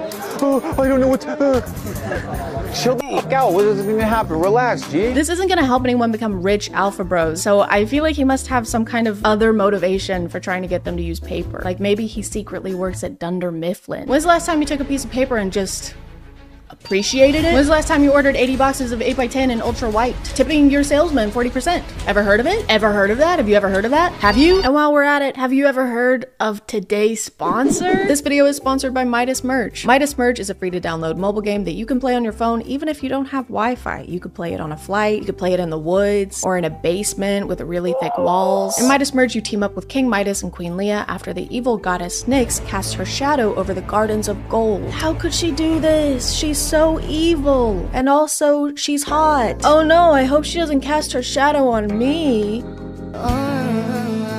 It's up to us to save the Gardens of Gold and restore them to their shining glory by merging items. Merging these sunbursts will brighten the garden and also free these little creatures from the cages that Nyx has been putting them in. Stop it, Nyx! Put me in a cage instead. You can even merge these cute little creatures and evolve them into higher levels, aka into cooler looking creatures. The more of these creatures you have, the faster you'll be able to save the Gardens of Gold from the evil goddess of night, who keeps calling me sweetie and also kitten. So we're basically a thing now. If you want to check out Midas Merge, just click the link in the description or use use the QR code here, and if you're one of the first 100 people to use my link, you'll get this level 2 turtle named after me. You'll get your very own ChadChad turtle that looks just like me. Just kidding, it doesn't. That would be scary. Thank you to Midas Merge for sponsoring, and let's get back to the video. These haven't really been helpful so far, so let's watch this one, literally called Luke Belmar's Steps to Be Rich. This has got to be what we're looking for. 1. Go get spring water. Don't drink Dasani purified water. It's gonna fuck you up. Water is gonna fuck me up. 2. Once you have a little bit of money, start eating super clean, super organic. Understand that the food that you consume has pesticides, has chemicals. Once I have money, which I still don't have, because that's what this tutorial is supposed to tell me. Don't use a microwave. Microwave, you're literally cooking your food. Microwave will cook food. Neglect celebrities. Don't give a f celebrities. They're just dirt. Ignore celebrities, even though we're supposed to be making rich friends, and they probably won't want to be our friend if we call them dirt and stuff. Yo, drop me a $250,000 wire. He's a dirt pig. For someone who's always talking about the meaning of words, I think people need to start studying words. He seems to not understand the ones in step by step. We still don't know how to get rich like him. This wasn't even unhelpful advice. This was advice for after we've done the thing we needed advice for. What's up, guys? Today I'm going to be showing you how to tie a shoe. This is just a quick step-by-step. As you can see, my shoes are already tied. Go fuck yourself. Don't put food in here, by the way. It'll make it cold. Be careful. Is that Chris Hemsworth? Oi, it's me, Chris Hemsworth. Get the fuck out of here, Chris. I'm gonna beat you up. You're gonna be so Thor tomorrow. I think one of the funniest things about Luke, though, is that he is completely obsessed with the Taint brothers. You know, the convicted human traffickers. You know, some of the worst people on the planet, some of the worst people alive right now. He talks about Andrew's brother Tristan so frequently and with so much excitement that it's like he's a freshman in high school, getting to hang out with the mean, popular seniors. Tristan Tate got us lit on Blue Label, Johnny Walker, $250 cigars, $500 cigars, right? What an experience. So we're gonna go hang out with them today again. Dude, the guy did a 5-day fast. First thing how he breaks his fast, cigars and whiskey. And still outruns us. What a G, bro. Dude, this guy starved himself, spent $1 grand on consumable goods, and still trafficked women right after. That guy is sick, dude. In the head, he's fucked up. Your favorite car, bro? The red one, the Aston Martin. Tristan thinks well, guys. Critical thinking, I fucking love it. Hello? Who, Luke? Yeah, he's here. One sec. It's Krispy Kreme. They said they want to offer you a job. They said because you're so good at glazing. He didn't even explain his thought process for why this is his favorite car. He just said the color. He literally just said the color of the car. That didn't even take regular thinking. The red one. Luke reacts to everything Tristan says like Tristan is paying him, which he might be. Yo, drop me a $250,000 wire. Tristan Tate piece of dirt. Allegedly. Most definitely, allegedly. 1000% for sure, no doubt in my mind, allegedly. It's like Luke is on payroll and he's trying to keep his job. I think we should move this filing cabinet over there. Yes. Genius. That's why this guy's in charge, right? No, actually, I hate that spot. That's the worst spot in the building. And I've always thought that. I've always said that. I don't know. Maybe we should move the filing cabinet to my butt? But then it'll be in the way. How will I kiss it? Your butt. How will I hold it and kiss it and make out with it then? It's so crazy whenever people talk about the Taints like they're literal gods because again, they're convicted human traffickers. And second, the least alpha thing you can do is look up to a man. Like, why are you looking up? What were you doing down there? It's also such a public way to announce what kind of person you are to the world. Like, this is where you want to be. This is where you want to end up. This is your guy. Wooly Willy is your guy. I think this gives a pretty good idea of what kind of person Luke Belmar is because wanting to be around the Tate brothers is like wanting to be inside a toilet bowl because it means you're probably a big piece of shit. The water advice is pretty recurrent in all of Luke's teachings. It keeps coming up. You can do Mountain Valley spring water. You can do Avian. Evian. I love Evian. Yeah, those are good ones. Tastes good. Fiji? No. He refuses to drink any regular water. It has to be specifically approved brands of bottled water. And he tends to project this mindset onto others around him. Today I went to the dentist and she's like, can you rinse out your mouth? And I'm like, I'm not rinsing out my mouth with this tap water. Even the monkey knows. Natural spring water, none of this tap water bullshit, bro. The monkey was drinking the water, though. It seemed like it was having a good time until you approached it with the gentleness of a thwomp. See, even monkeys know water is bad. I feel like once again he was inspired by the Taint brothers and Andrew always talking about bottles of water. I mean bottle of water. Bottles of water. Bottles of wattles. Bottle of water. Bottle. I don't know when or why this mindset started, but maybe this clip has something to do with it. Hey, your little 13-year-old daughter has acne. Let's put her on birth control to regulate her emotions. And now you put 100 million women in the United States on birth control. It goes to your urine. That estrogen goes into the water. So now you have all these feminized men drinking this tap water. I guess this explains his and his fellow alphas' fear of water, because the mark of a true alpha is being scared of the basis of pretty much all life. We're not scared of anything. Yeah, we're all really tough. Except for 71% of the planet. Luke also has a tendency to make up numbers, which isn't a great characteristic to have as a finance expert. Now you have 100 million women urinating highly estrogenated urine. Where did 100 million come from? I love making up numbers based on nothing. I like my statistics how I like my hemorrhoids. Extracted from my ass. People who typically use birth control are in the age range of like 15 to 45. It's different for everybody. That age range in the US is only 66 women. 66 million. Not just, there's actually 66 women in the US, and I'm one of them. I'm the best one. And of that number, only about 15% use the pill. So that's less than 10 million. Where did all those extra millions come from? I thought this guy was supposed to know all about millions. I've been able to capitalize on this digital gold rush. I've been able to generate millions of dollars. Sure hope this isn't the same math he's using to calculate his net worth. So overall, with assets and investments, I'm probably worth around 20 million. Nice. What about liquid? Where? It's actually totally fine that we haven't learned anything of value yet from these videos because Luke has an online course that he sells. Now I can tell you, as a matter of fact, that there's people your age making an absolute fucking killing online, whether it's through e-commerce, drop shipping, crypto. He has an online course that makes him most, if not all of his income. What? Bones, what is happening? Who could have seen this happening? Why didn't you warn us, Bones? It's technically not just courses he's selling. It's actually a club where you get exclusive opportunities to connect with fellow entrepreneurs, which is something you can do on Instagram. All you have to do is comment the words Capital Club, and I'll send you a private link so that you can tune into this private event. Do you guys think it's private? Sorry guys, I just didn't catch if it was private or not. Could you guys let me know if it was private or not? Here are some examples of the exclusive connections you can make after giving Luke and his entourage up to $15,000. What do you guys do? Full-time trading. Full-time trading? Yeah. What markets? Forex and commodities. Where's my commodity? All right, there you go. Connect. All right, doesn't matter. Connect. Connect. Doesn't matter. Connect. Connect. You'll also receive priceless mentoring like this. Are you going to the gym every day? No, you're not. Are you sleeping well? No, you're not. I see eye bags under your eyes. So what you need to... Bro, look at me. Look at me.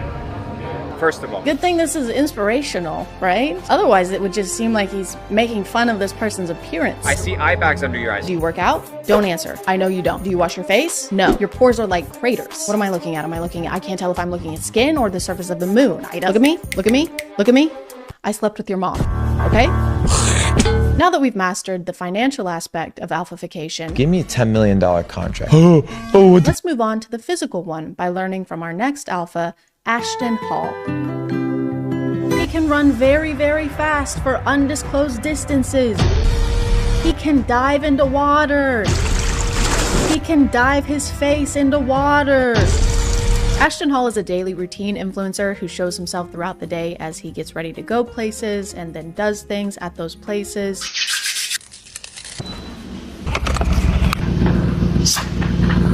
By the way, Chris James is how I learned about this guy because I deleted X from my phone. I couldn't stand to be there or look at it anymore. So everybody say, thank you, Chris James. Thank you. Is he gone? Thank God. That guy has 2 first names. Like, how many do you need? Don't be greedy. Ashton has been getting a lot of attention over this last month for how crazy and unrealistic his routine is. For example, he starts the day by waking up at 3:50 or 3:55 in the morning.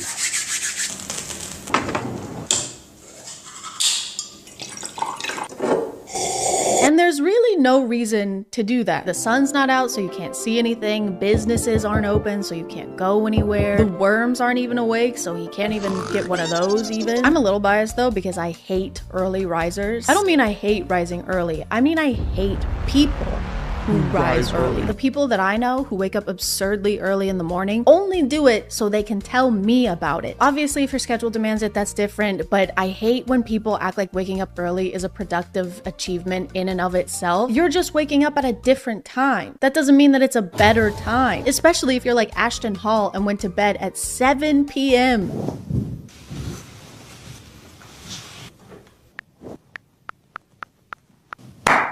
Actually sleeping more than most people. He goes to sleep at 7 and then doesn't wake up until 3:50 in the morning. That's almost 9 hours of sleep. Why am I doing so much math in this video? His morning routine video that went super viral says this in the caption: day 191 of the morning routine that changed my life. 3:50 a.m. to 9:30 a.m. Sin lives late at night. If you're dealing with a weak mind, bad decisions, or lack of productivity, go to sleep early. Sin lives late at night.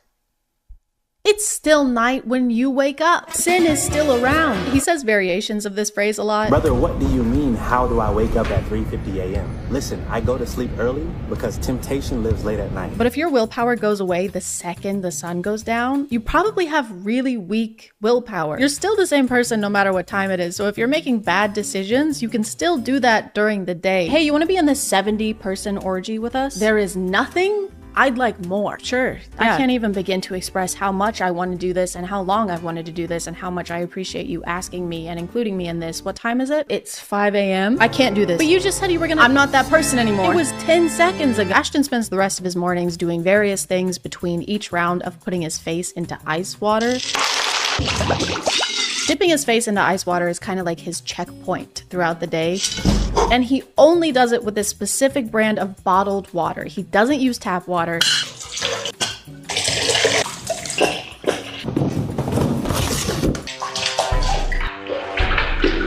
He doesn't even use tap water to rinse his mouth after brushing his teeth.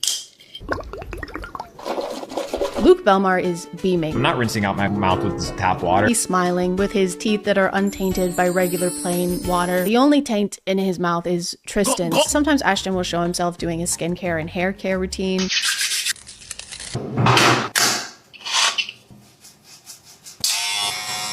Hey, do you want it to grow or not? These two things just canceled each other out. I'm getting mixed signals. He just row gained and then row lost. He also uses Sensodyne toothpaste, and there's nothing wrong with that. I just feel like maybe his teeth would be less sensitive if he didn't constantly expose them to iced water. After Ashton is done waking up in the mornings, he usually goes onto his balcony to drink more water. My favorite part of this is when he squats after finishing his push-ups to drink more water, because the wind moves his pant legs around, but when I first saw it, I just thought his legs were shaking. Yep, just finished doing push-ups for 16 minutes straight. That is actually literally gonna make my legs hurt tomorrow. One of the weird things about Ashton's content is how his wife is included in it. Actually, it doesn't even feel right to use the word included because she's not included. It's just her hands. She doesn't have a name or a face. She's literally just a pair of hands. Usually when other people show up in his videos, they're actually shown.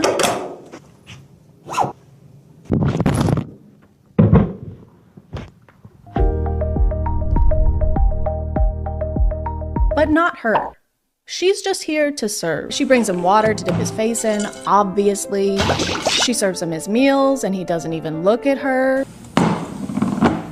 Thank you.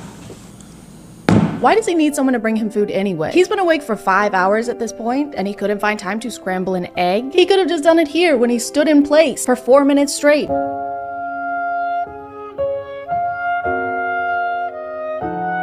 He could have just stood in front of an oven instead, or a stove. I mean, can you cook eggs in an oven? I don't know. My wife makes them for me. His wife's hands also pick up his messes. They clean up after him. She cuts up his bananas so he doesn't have to eat them the gay way. She even has to dress him sometimes.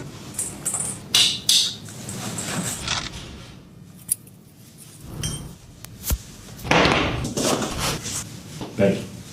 The way these are filmed makes it seem like he is a knight preparing for some kind of jousting tournament, and she's a squire. She's just there. Your chain, sire. I am but a lowly street urchin, and it is my greatest honor to place this adornment upon your regal nape.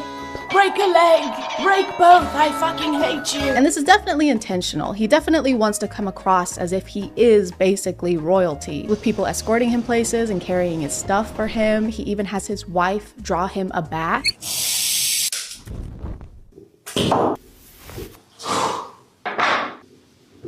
Hey. And it works. He definitely comes across that way. He does seem like he's royalty because he's a little princess. Ashton is also a self-acclaimed fitness coach, so he shows us a lot of his workout routines. And I say self-acclaimed because literally anyone can say they're a fitness coach. You don't have to have any kind of certification to say that. You also don't need any kind of certification to have an app where you sell fitness courses for $20 a month or $90 a year. You can just do that. Fitness coach. Yeah, he's fitness coach into the back of his car. The production quality of his running videos is insane. They have 2 camera rigs set up in 2 different cars so they can drive on either side of him and film him running in super high def. They've got him in slow motion, he's covered in sweat by the end, and you would be too if you ran for less than 10 minutes. Less than 10 minutes. He doesn't even run for 10 minutes. He starts running at 7:27 and by 7:36, according to him, he's done running. He's done standing too. He's in the air. He already did 4 minutes of that this morning. He doesn't need to do any more. He spent more time prepping and traveling to this location than he did running at this location. He could have just run down the stairs at his building instead of taking the elevator and saved himself like an hour and a half. Does that even count as a workout at that point? This is more like fleeing. He just briefly fled. He also tends to make a lot of noise during these intense runs. Wait, what's he saying? Guys, he's saying ice. Guys, he's scared of the ice water. That's why he's running away. His teeth can't take it anymore. Oh my god. The hands must be controlling him. They're making him do this. She's not serving him. She's serving torturous villain, baddie, bitch, pussy, slay, mother, The only reason guys like this are able to maintain these routines or waste time talking about what kind of bottled water is best Fiji? No. is because they're already rich. They didn't get rich because of these routines. They have these routines because they are rich. They have someone doing their chores for them. They have someone taking their car to get their oil changed. They don't do regular people stuff. They're bored. They've got to do something.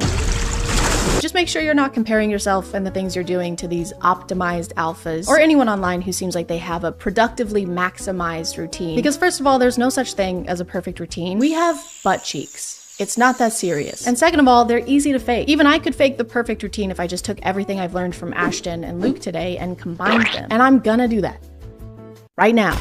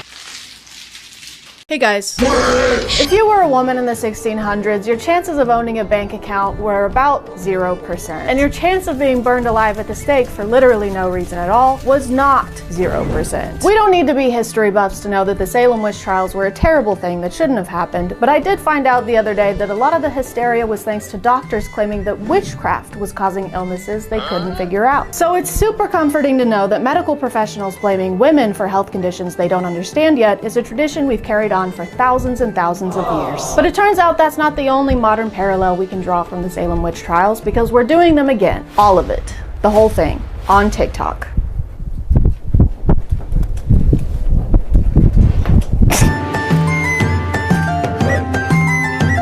We may not be putting people on legal trial for witchcraft anymore, but that's not going to stop the internet from throwing allegations around. Makeup is witchcraft. I said what I said. Anytime you have to start trying to cover up and reconstruct your face with different powders and blushes and... She's wearing lip gloss as she says this, by the way. Lips don't shine like that on their own, by the way. She also keeps mentioning Transformers in this video. We got the men, you know, these Transformers, they out here looking more feminine than the women. And I don't really know why. Like, what does putting on a little mascara have to do with the battle between Autobots and the Decepticons? I like how we constantly hear variations of this on how makeup shouldn't be allowed because it changes our appearance too much. You don't look like that for real. With the makeup on and with the makeup off, you look like two completely different people. You're transforming. It's witchcraft. Like, okay, since when is changing how something looks a bad thing? Does she also hate it when people paint a room? Whatever you do not renovate your bathroom around this lady. She's gonna freak the fuck out. A lot of these videos frame witches as being this kind of secret agent whose mission is to infiltrate the church. Okay, this is gonna sound crazy to some of you, but it needs to be said because it's real. Why did she slap us like that? What did we do? Does she think we're witches? There are real Satanists from cults and real witches from covens that have been sent on assignment to your church to collect spiritual intel and to release curses. According to her, witches are the ones to blame for many things happening within the church, like sickness. And then everyone's confused, right? Like, why is there so much sickness? Why is our worship team always burn out? Why does it always feel so heavy when we're together? Divorce. Why is there so much divorce? Being poor. Why is there a lack in finance? Why is this happening? Why is that happening? The idea of seeing so many people struggle right now, you know, with the economy and other things. And the only thing you can think to blame for it is a secret agent witch. Cody Banks, if he was a witch. This just feels like a way to ignore the root cause of these issues while also shifting responsibility away from the church to actually do anything about them. Oh, there's a family in our church who can't afford groceries this month? Yeah, it's pretty sad. If only there was something we could do. You could, like, buy them groceries? Something we could do about these evil witches. She also lets us know that witches are sometimes sent after specific people. There was a witch that was sent on assignment against me. She saw my testimony. She got smacked by the glory of God. She repented, turned from her cult, and was born again. Hallelujah. Kind of like a hitman, but so far the only hits have come from her. So I think her implication is that the witches are sent to find Christians and convert them over to their side, which is terrible. How dare they invade someone else's space and then try and force their beliefs onto people? What a horrible and never been done before thing to do. But a not horrible thing to do would be to talk about today's sponsor. This video is sponsored by Bombas. Guys, summer is almost here, and while many people are working on their summer bodies, not many are working on their summer feetsies. And that's just as important. But you can make sure your feet are summer ready with a little help from Bombas. Bombas is a comfort-focused brand that's got all your basics covered, like socks, slippers, underwear, and even shoes. Their Friday sandals are built to go wherever you go, whether that's grocery shopping or doing parkour in the street. Please do not do parkour in the street. They're made with comfy, waterproof materials, and thanks to the cupped footbed and dual strap design, they're not going anywhere. Except for the cool zone, or in cool town. Bombas also makes the 3 most requested clothing items. Hey guys, and welcome. Don't mind if I do. There he is. Get in here, big boy. Well. A twinge of cringe. My name is ChadChad. And today we're doing sales training. We're gonna learn how to sail so freaking good. We're gonna weigh anchors, we're gonna hoist things, we're gonna poop on so many decks. I'm just kidding. What we're actually doing today is way more fun than that. We're gonna learn how to sell things to people who probably don't want to be sold to. Heck yeah. And who better to teach us than the #1 salesman in the world, Andy Elliott. Andy is a world-renowned salesman who found a bunch of success in sales and now has courses so he can pass along his knowledge in the industry. On TikTok, he posts a lot of clips from his seminar, which is called The Master Closer, and that is referring to closing deals, not someone who gets off by leaving the room. What are you doing? A master closing. Ew, dude. Close the door at least. If you insist. Or wait, don't. That's not what Andy is kind of an interesting instructor though, because he seems to take what he's teaching very seriously. Like life or death. Seriously. If someone right now, I'm just giving an example, kidnapped your family and said they were going to kill them unless you tripled production or revenue in your company, you can do it in a heartbeat. Why someone got to kidnap them? Why is that even gotta happen? It doesn't gotta happen, Andy. No one said you have to do that. And how is my family being in a traumatic situation helping me make a sale? I'm just gonna be more stressed. And if you sign the papers today, we'll throw in 12 months of Sirius XM. That's okay. Who are they? Oh, this is my husband, Ryan, and our 2 kids, Leslie and Morley, and that is their armed kidnapper. Are they okay? They will be if you buy this 2012 Ford Fusion with great reliability and resale value. Mommy, I'm scared. Mommy's working. But if you want a really great deal, you should check out today's sponsor. This video is sponsored by Toon Blast. Toon Blast is a free-to-play mobile game that you can download on all devices and level up by solving puzzles and blasting cubes. And once it's downloaded, you don't even need Wi-Fi to play. You can play it anytime, anywhere. You can play it with a mouse. You can play it in a house. You probably will play it in a house. It's also very easy to play, so within a few seconds, you can be zooming through levels. There's not even any ads to interrupt your playtime, so you can zoom right through those bad boys. Since there's really no learning curve, the game is super easy to pick up. Not as easy to put back down though. That might be why they have millions of reviews on the App Store and Google Play. There's over 7,000 levels to unlock and explore. You can even compete against other players or play challenging mini games to unlock extra lives and coins. Or you can join teams with other players to unlock even more rewards. But most importantly, things explode a lot. And that's my favorite part. I love exploding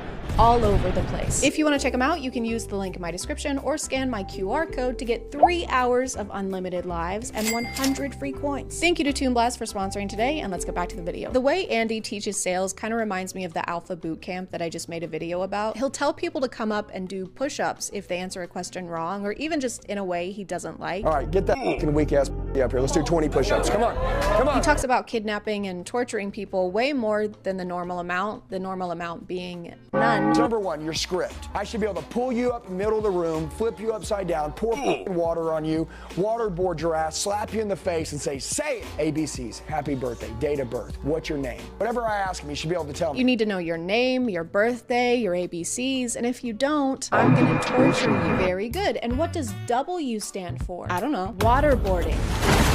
When he's not threatening to torture or kill their families, Andy likes to body shame the people who attend his seminars. Garrett, take your shirt off. Come on, Garrett.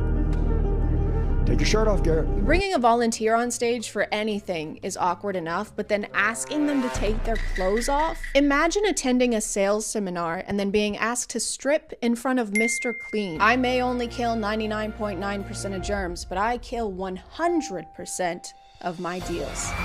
Now get up here and show me your balls. He actually takes it a step further and touches this guy on the waist while asking if it bothers him. Does this bother you? Yes, sir. Okay, doesn't bother you enough. But the only thing that bothers me, Andy, is the way you're freaking chomping on that gum. Okay, doesn't bother you enough. Because if it did, you wouldn't have it. Am I right? You're chewing with your mouth open and you're talking into a mic. That's like seeing you're on the Jumbotron and then beginning to pick your nose. Andy's weird obsession with people's physical appearances doesn't stop with the people attending his seminar, though. He actually has the same expectations for the people he employs. I'm going to tell you this, my entire company, my entire team, if you don't have a six-pack, you don't work for us. No, I know. It's called, everybody say standard. It's called having standards, guys, and not a huge HR violation. How does that help you sell anything? In what situation is someone gonna see your stomach during a sales pitch? This is one of our new fiberglass models. It's a little more expensive, but I think it's just what you need. I don't know, I can barely afford the funeral expenses as is. Plus my car just broke down. How about now? Oh my God, I'm still broke. I can't buy it. Come on, but I'm so sexy. He always excuses his weird physical criteria for people as being standards, and if you don't meet them, you're just a freaking loser. It's called, everybody say standard. How about we raise them? How about we raise them?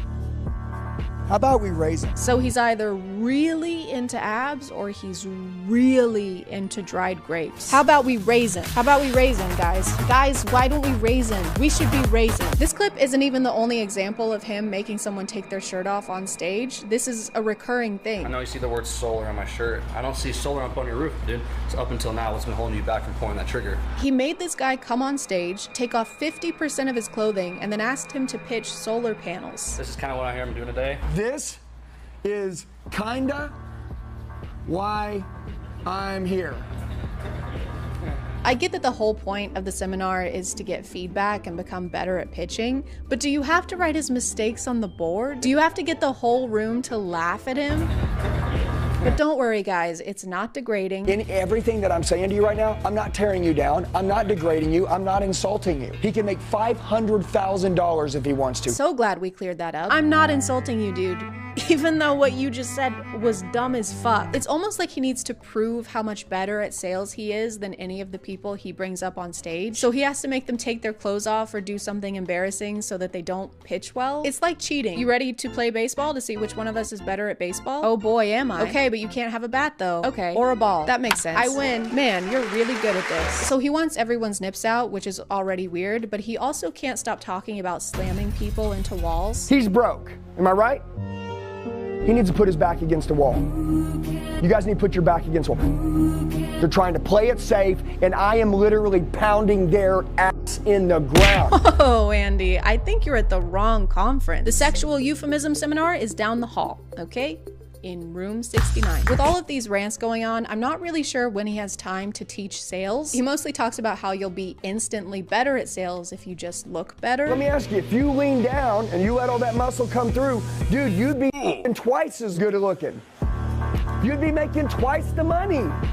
Maybe some of you in here didn't know that being better looking would make you more money. Which is egotistical when you think about it, because he claims to be the world's best salesman. So it's basically him saying, how do you make more money? Just be sexy. Like me. Have you tried being a suave womanizer who wears shoes like a court jester? You don't even have bells on your toes? I'm out of here. Their website says that Andy personally guarantees the seminar will improve your life and easily triple your income. And yeah, if I took my shirt off, I could probably triple my income too. I'm just kidding, that's not happening. Unless, I'm just kidding. But even when he's not going on rants, his sales advice still isn't that great. Okay, you ready? 30 seconds, close the room on buying insurance. Ready? Hey, let me ask you a question. Do you got a family? Do you got a family? Do you got a family? You got a family? Hey, let me ask you a question. 5 times. I am going to ask you the same question 5 fucking times. You got a family? A lot of his techniques don't even seem like techniques. They just seem like guilt tripping. Do you want on the worst day of their life when you're gone for your family to be protected? Yes or no? Okay, it's black and white. If you do, we need to make sure they have life insurance. If you don't, it's not important. Would you agree? Let me ask you a question. Do you love and care about your family and want to keep them safe? Or do you hate them and hope they die? AKA, don't want to buy my solar panels. There is no in between. It's black and white, this or that. What happens when he tries this approach on someone who doesn't have a family? You have a family? You have a family? You have a family? You got a family? You got a family? Well, I did. Do you have a family? You got a family? Find the courage to say yes, regardless of what it costs. And you went home and you said, hey, baby girl, didn't matter what it cost, you're number one to me. And to prove that, I went ahead and pulled the trigger on the kitchen remodel because you're number one in my life. Do you think she'd have a problem with that? Yes, Andy. I think she might have a problem with that. You know what would make your wife super happy? Spending thousands of dollars without telling her. She might even slam you into the wall and pound your ass. Again. He even admits at some point that he never really knows what he's talking about. Do you need to know how solar works, or do you need to know how to sell it? Sell it. Dude, I broke the record in the United States for selling cars when I was young. I didn't know anything about cars. I don't give a how it works. What does solar do? Yeah, who gives a how it works? I don't know. The potential customer might care how it works. The overall message seems to be, it doesn't matter what you say or what you know, as long as you say it confidently. And I thought this was a seminar for salespeople, not politicians. You know, Andy creates unnecessary hypotheticals and makes people super uncomfortable on stage, but at least he's open to criticism. By the way, if I say something that offends any of you, it's because you're f***ing ego. You can die with that f***ing ego. You can die f***ing broke. Okay? Whoever's not with them, go f*** yourself. We don't need you. Man, I'm sorry, guys. I was about to say that it's possible to be a salesman and teach people how to pitch products without weird power trips or humiliating them based on their appearance, but I just realized that's my ego talking. Also, I'm poor and should probably die. You can die f***ing broke. I think this is all just a result of telling someone like this that they're the best at something too many times. It's kind of like Pinocchio, but instead of lying every time someone compliments him, his pants get a little bit tighter. To me, it seems like he gets off on the idea that he's better at sales than everyone in the room, which, yeah, that's why they're there. You can't rub your knowledge of something in the faces of people who are paying you to share it with them. You'd never see any other kind of teacher doing that. Can anyone answer this one for me? No? Josie? I'm not really sure. See, this is why you're all broke. We don't know how to solve that problem yet. You know what else you don't know how to solve yet? Being short. What? None of you have jobs, and I bet most of you still live with your parents. We're in kindergarten. I know how to solve this because I'm not a dumb little kid like you. That's why you're the teacher. Everyone point and laugh at Josie. Do it. I can't even count to 5. Hey guys, look, this is Josie. What an idiot. I'm so much smarter than you. I'm gonna call it there, guys. Thank you for subscribing, and if you are still here, thank you so much for watching. I appreciate you clicking on my video out of all the videos that are on here, and I'll see you next time. And don't forget to check out Toon Blast by scanning the QR code or clicking the link in the description for 3 hours of unlimited lives and 100 free coins. Okay, thank you. Love you. Bye.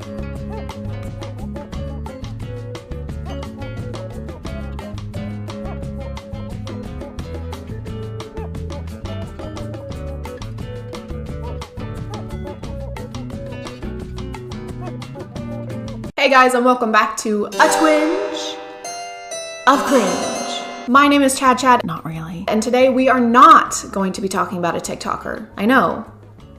Shocking. But don't worry, we'll still be watching cringy shit. It will just be cinematic cringy shit instead. I've seen this movie a couple times, and I'm not going to lie to you, it's probably one of my favorite bad movies of all time. I'll recommend it to people and try and get them to watch it, and they end up just watching the trailer and then never talking to me again, which is understandable, I guess. Disclaimer.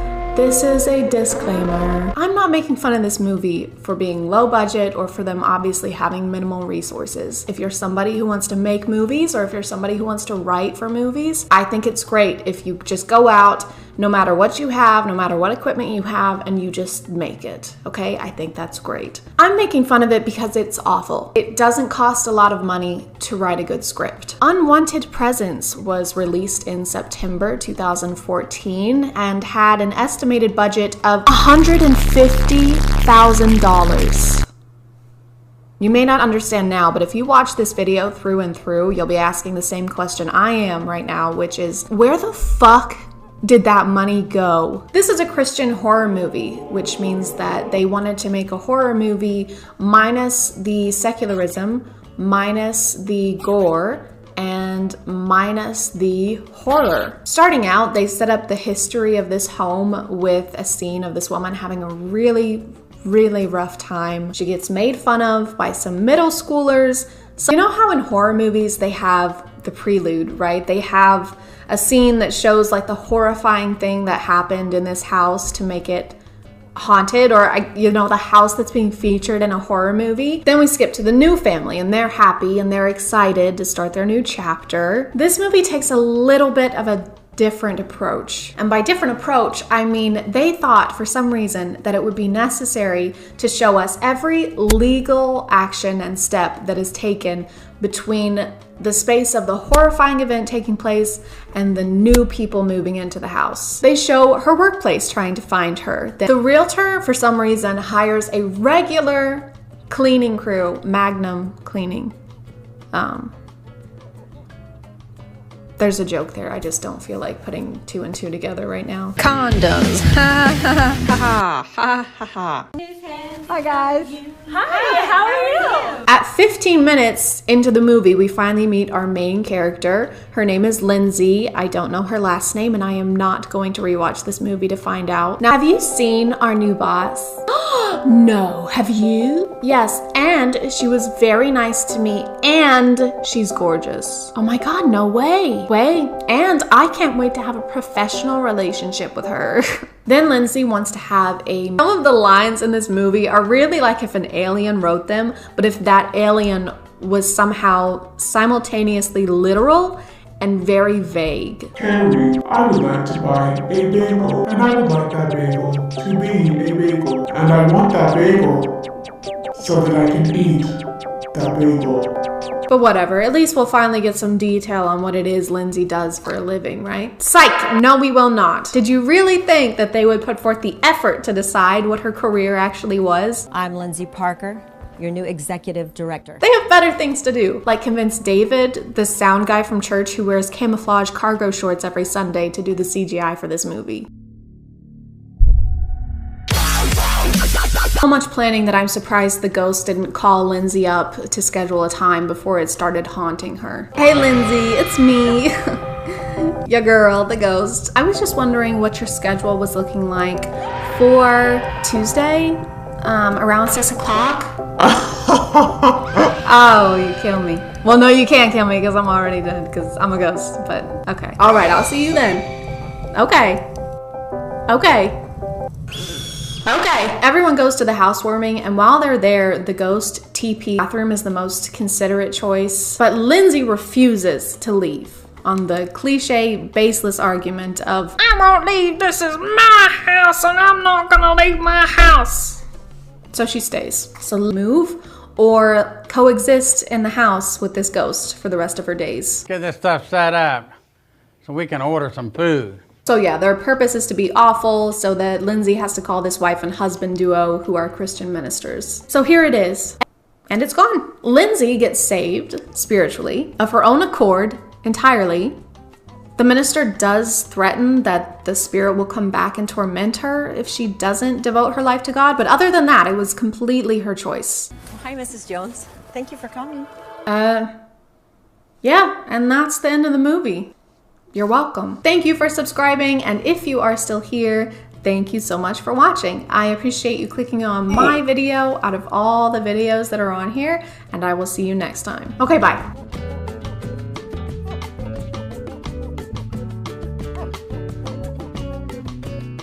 Hey guys, and welcome back to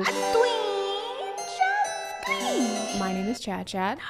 And if you don't currently have a boyfriend and you want one, then don't worry, because I am here to help. After you watch this selection of TikToks that I've collected and specifically curated just for you, you'll never want one again. A boyfriend. You'll never want a boyfriend ever again. You're welcome. We've watched stuff like this before, but this time there are no vampires, no mafia, no kidnappings, just good old-fashioned boyfriend POVs. Back in my day, we couldn't watch dating POVs on the Clock app. If we wanted to pretend like we were in a relationship with someone, we had to play episode or read fan fiction like normal people. I'm really just praying that we can progress past the need for stuff like this on TikTok, because I don't know how many more relationship POVs I can handle that are supposed to be sweet but are really just guys acting like they deserve boyfriend of the year because they still want to hang out with their girlfriend while she's on her period. You mean you can like be friends with your girlfriend while also being in a relationship? Groundbreaking. When in reality, something that they could do that would actually be helpful would be to check out today's sponsor. This video is sponsored by Intimina. I'm a big fan of living sustainably whenever and wherever I can. I'm also a big fan of talking about periods and other things that are considered TMI because they shouldn't be, and it's not safe to treat them like they are. Where I grew up, there was a lot of stigma around periods, so I never really had anyone there to explain to me the different options when it comes to period products. So today we're going to be talking about Intimina's selection of menstrual cups, specifically the Lily Cup 1, which is this cup right here. Menstrual cups are a great way to reduce the amount of waste created by pads and tampons if you are able to use them. Some people aren't, and that's also okay. But if you do use menstrual cups or you want to get started using them, Intimina is the perfect place to go. They don't just offer products, they also provide education in the form of ebooks and blog posts to try and break down some of those stigmas surrounding things like periods and menopause. There's also a newsletter that covers topics from menstruation to pregnancy to pelvic floor health. I think one of the most daunting parts of starting to use menstrual cups, at least in my experience, is the process of actually getting the cup in, which is why I highly recommend the Lily Cup 1. It's the perfect starting size and is made out of medical grade silicone, so it's completely safe and odor free. It's also comfortable for both people who already use menstrual cups and for first time users. It is reusable and gives you up to 8 hours of protection. It might seem a little daunting to insert if it's your first time, but I promise there's nothing to worry about, and it does get easier every time you use it. You just fold like this to insert the cup. There are different ways of folding. I believe this one is called a C-fold. This is just my preferred method of folding. This is a leak-proof double rim up here and a loop to make removal easier. The cup also comes with this little case and is collapsible, making it easy to take with you everywhere. If you're interested in learning more about your period, you can click the link in my description and go to their website, intimina.com, where you can also take advantage of the mini discounts they have going on right now. Thank you to Intimina for sponsoring today, and let's get back to the video. Babe, wake up. My boyfriend's coming, you have to hide. Hmm? Yeah. Hide. Hurry, hide. Guys, I have some very bad news. If your boyfriend's first half asleep reaction to this is to actually get up and hide, y'all need to have a chat. No, babe, when you said get up and hide, I thought you meant get up and hide my love for you, because there's so much of it. It's massive, like my which I only use with you, by the way. Also, if y'all want to go ahead and place your bets on how many of these videos are going to feature LED lights, you can go ahead and do that now. My bet is all, every single one of them.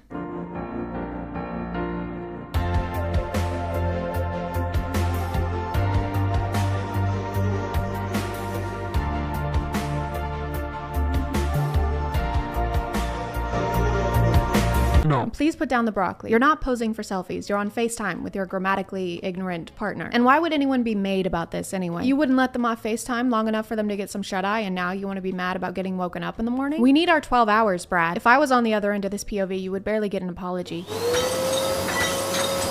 Oh, hey, babe. Yeah, sorry about that. I was just brushing my teeth. Oh, that's okay. Yeah, so I should probably head out for work soon. Okay. Yeah, I guess I'll talk to you. Is that a cow? Oh yeah, I'm just making a bowl of cereal. You drink whole milk? POV, your back hurts. Wrong. It's not a POV. My back does hurt all the time. I have the spine of an 89-year-old woman who spent her entire life thinking that you're supposed to keep your knees straight while lifting. I blame it on genetics and not the fact that I spend 8+ hours a day like this. I got cold. Some of you were asking where my jacket was from for my last couple videos. This is a bathrobe. My mom got it for me like 3 years ago for Christmas. The pocket is falling off.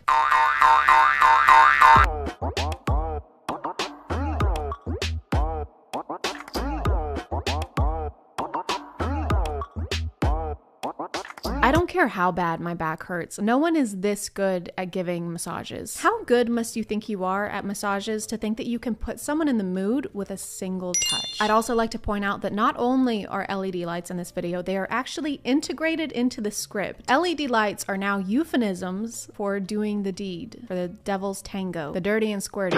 This makes me wonder, was there ever a variation of this in history in the past at some point where they were like, now stop it, Jedediah, or you're gonna have to light the beacon.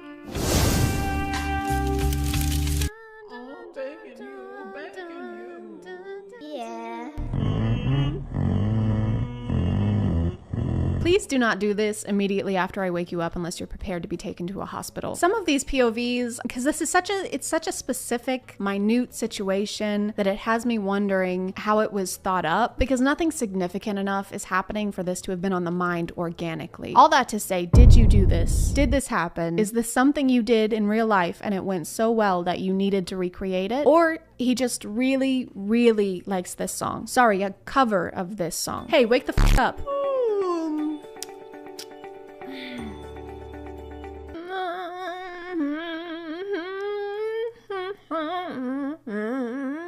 What are you doing? This is my favorite song. Copyright and royalty-free office motivational song with guitar? Yeah.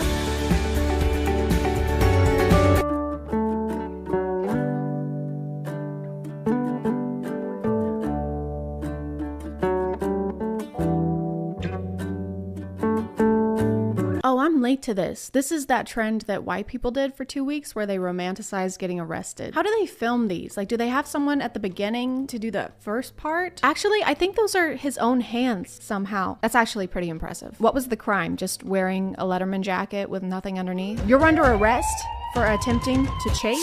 There's so much unnecessary movement. Like, what is the cop doing back there? You are arrested. Not to mention how calm we are in this POV where our boyfriend is getting arrested. All we have to say about this is babe, and we don't even use an exclamation point. You are arrested. Hands behind your back. Babe, oh my god. I am arrested, babe. Babe, no. They're gonna take me away. I love you so much. It was wearing this Letterman jacket was 100% worth it for you. Oh no, don't take him. You'll rue the day that you decided to wear this outfit today. What were you thinking? Legally, though, they have to let him go because they didn't read him his Melissa rights. So.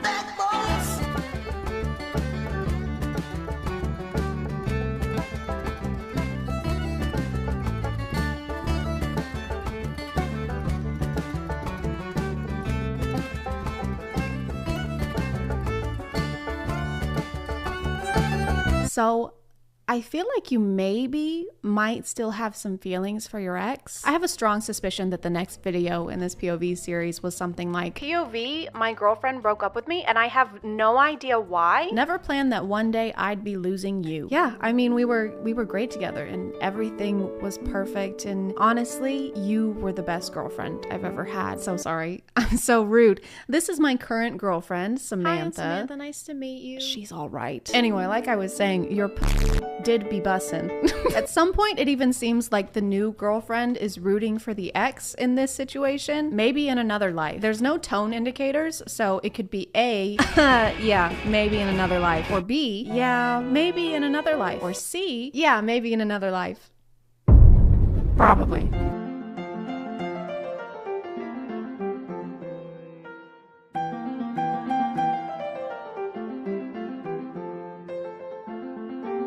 Kind of confused by the dynamics in this one. POV, your ex-girlfriend walks in with her new boyfriend, but it kind of seems like it's this guy's ex-girlfriend, not ours, unless this is supposed to be us and this is more of a third person POV. Is that even a thing? I also like how the girlfriend doesn't even notice us until we lightly squeeze her boyfriend's left pectoral muscle. It's just we come across as kind of aggressive and scary, so maybe we weren't the best boyfriend. Just seems like we're the kind of ex that you would be keeping an eye out for and would probably notice, especially since there's no one else in this elevator and we are exactly -2 inches away from her. The caption doesn't seem to be telling us the full story. She walks in with her new boyfriend and then what? What's happening there? Are we gonna fight or are we about to make out? This next one is also in an elevator. I don't know when elevators became like the new standard for TikTok backgrounds. They just all simultaneously started filming POVs in them. I wonder if they all use the same one, this one specifically, because not only is it in fact an elevator, but it also has LED lights, so they don't have to miss out on using that essential staple in their content. It might not even be a real elevator. It might be like that private jet set in LA that influencers use. I just say that because it looks like multiple videos have been made in this room. The smudges on the walls make it look like someone either filmed a getting arrested POV or someone got it on, you know, someone turned the LEDs red.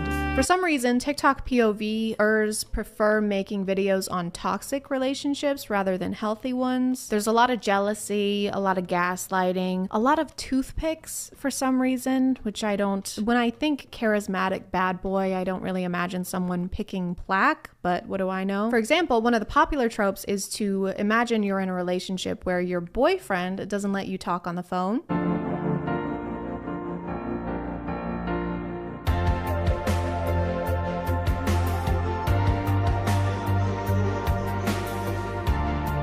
Totally normal behavior. If they ever get married, he's gonna have a rough day. Who is that? This is my dad.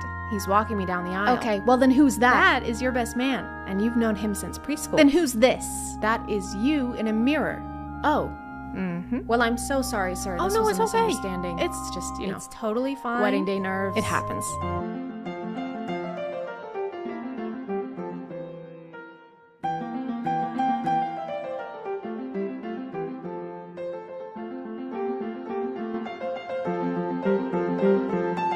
No one has ever done that little investigation to make sure someone is asleep. Oh hey, their hair is perfectly styled and they're wearing jeans and an Apple Watch. They must be in a REM cycle. That's on us in this POV, okay? But we aren't the only ones to blame. Why are you pretending to be asleep? Were you waiting on a one-sided declaration of love, or were you just waiting for them to leave so you can play Fortnite? This all could have been avoided. Maybe next time we just do some extra checking before revealing our deepest secrets. Well, hello, Barbara. Hello, Abigail. How's the restaurant doing? It's fantastic. Thanks to my secret recipe that you'll never know. Right.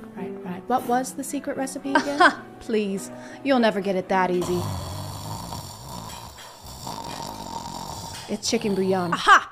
I'm gonna call it there, guys. Please remember to stay hydrated and to not date people who treat you like shit. Thank you for subscribing, and if you are still here, thank you so much for watching. I appreciate you clicking on my video out of all the videos that are on here, and I'll see you next time. Okay, bye.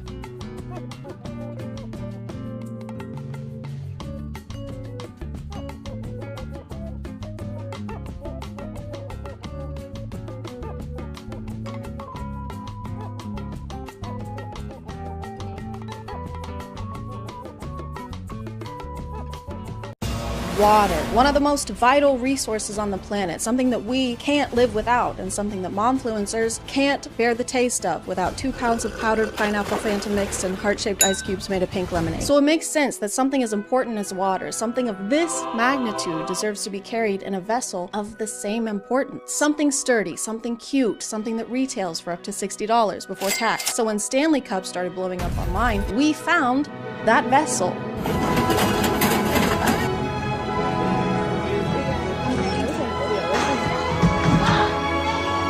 For the past year or so, I had never really heard of Stanley Cups, and if you still haven't, Stanley Cups are to Hydro Flasks what Hydro Flasks are to Yeti Cups. I feel like I need to have something in my hand. I can't do this without something in my hand. Oh, perfect. Aww, bestie. Every few years or so, there's a new water bottle brand that everybody wants for Christmas, and if you don't have it, you're a loser. Oh, so you just want to drink water and you don't care about how on-trend the container holding it is? That is so thirsty. Like all the brands before, Stanley makes water bottles, but their bottles have a little handle on the side, a little thing to grip, so that you can finally handle the grippy. But what people can't handle is Stanley's Valentine's Day collaboration with the poo-poo head company known as Starbucks. The limited edition cups were hot pink instead of Stanley's usual collection, which only has light pink, and we don't want that. We want our grippies hot and pink. To put it simply, people have been losing their gourds over these cups. The release of these cups was like Black Friday for people who know all the lyrics to Lavender Haze. This was the most chaotic thing to happen in like 2 days, which isn't a long time, but this year has been crazy, okay? Gypsy Rose's husband has a big dick. And that's something I know now. There were literally people camping out in Target parking lots at 3, 4 in the morning just waiting for them to open so that they could storm the display like they were in the battle at Helm's Deep. There was one person who fell mid-sprint and no one even checked on her. No one cared. They all just turned on her. One of you will betray me come the morn. No, we would never do that. I would never ever do that for only 30 pieces of silver and a hot pink Stanley Cup.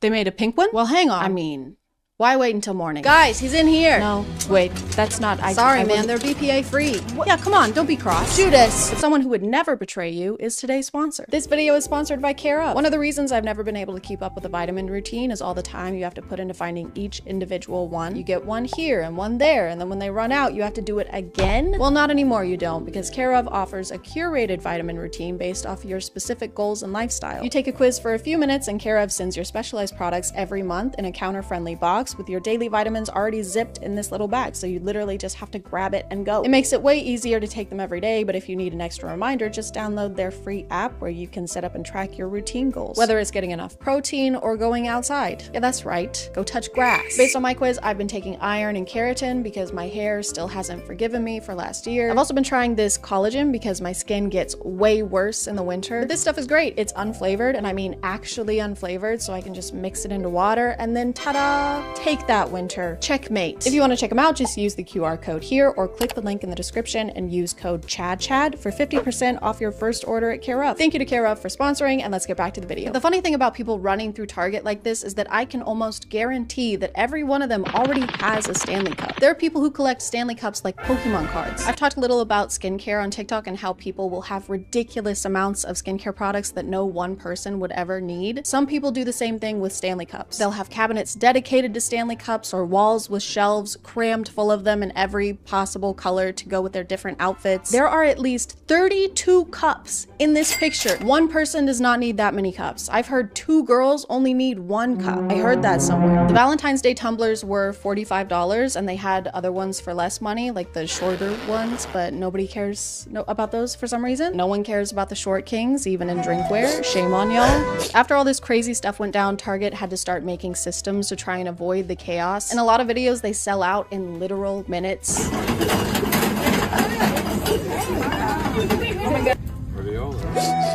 People were grabbing them so quickly that they had to start enforcing a 2 per person limit on the cups. Some Targets were apparently even handing out tickets to the lines in front of Target. How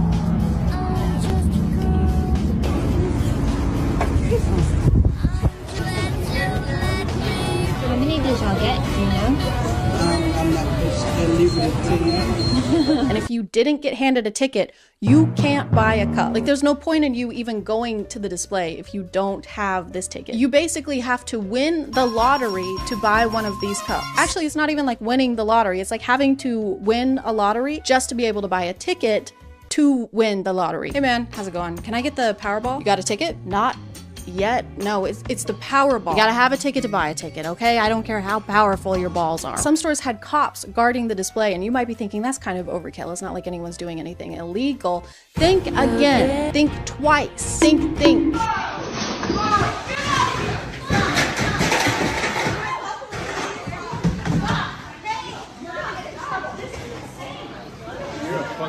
This guy grabs an entire box from behind the counter, which is crazy. I don't care about Starbucks or Target, but don't stress out the employees. They're already over your shit without you doing anything illegal. You're legally a pain in the ass. But then these people body slam and tackle him. Stop him! Stop him!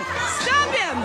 Stop him! Yes, stop him! Everyone rallied together over this box of Stanley Cups like their lives depended on it. I've seen less of a Samaritan response during anything else. Oh my god, that man is stealing a box of Stanley Cups. He's stealing Stanley Cups. No, it's a baby. I'm stealing a baby. Oh, thank God. I thought he was doing something really bad. Come on, I'm a kidnapper, not a monster. Goo goo gaga.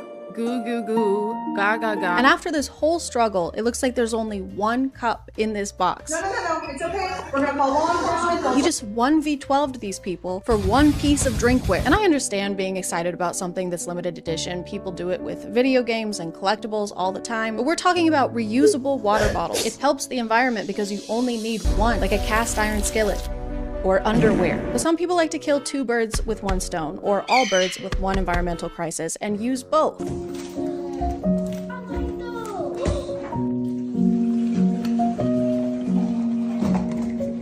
On the bright side, this is more efficient. This way, the plastic will end up in the ocean faster. Time is money. Money is Stanley Cups. My leg itches and my hand is sweaty. This is just insulting, because if you're gonna use plastic water bottles, at least use them. The environmental impact can't be for naught. Verily, unless they can't drink their water, this is completely pointless and just adds an extra step. I just created matches so that we don't have to use rocks to make fires anymore. Amazing, that makes things easier and better.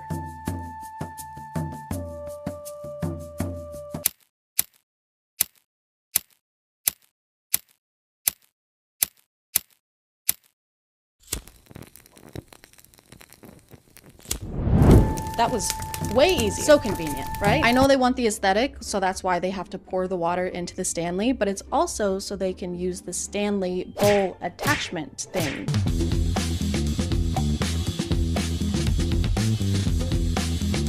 There's already a container to drink the water from, and there are already bowls. If anything, this is just taking a bowl and putting it on something precarious that your kid's knee is gonna knock out in 2.5 seconds.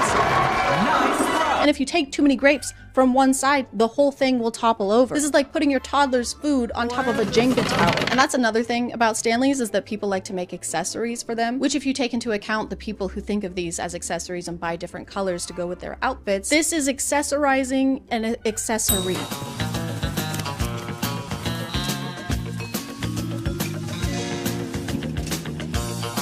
You can accessorize your Stanley with a little tiny Stanley. This is for when your friend who is a mouse is a little parched. You can give it to him, but do not, for the love of God, do not give him a cookie. Don't even get me fucking started. There's also the Amazon must-have TikTok specifically for Stanley cups. Amazon Stanley must-haves. First up is this silicone boot that serves as a cushion cover for the bottom. It comes in 2 sizes for the 30-ounce or 40-ounce with a custom fit that helps prevent dents and scratches. She says it's to prevent dents and scratches, but are these denting surfaces when you set them down? No wonder they're so expensive. They're made out of vibranium.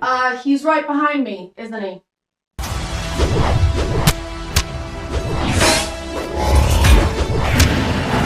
You can also buy clothes and purses for your Stanley. This carrier is another favorite, especially if you like to bring your Stanley on the go. It secures around the cup with Velcro for a nice snug fit. This pouch that's designed to strap onto Stanleys so you can keep a few of your important belongings like a cell phone, key fob, and card holder all together. It kind of seems like a water bottle isn't what you want. You would like a doll, like a Barbie or an American Girl doll. These are probably as expensive as American Girl dolls, which is really hard to be. And this is fine. Some of these are cute. I'm not gonna pretend that they're not, but what isn't cute is whatever this is. The packaging was so cute, I had to get it laminated. Then I rolled it up and tied it with a scrunchie, added some glue dots to the back. Now I can use my tumbler without messing up the label. You just laminated garbage. We don't need ways to make trash last longer. Biodegradable.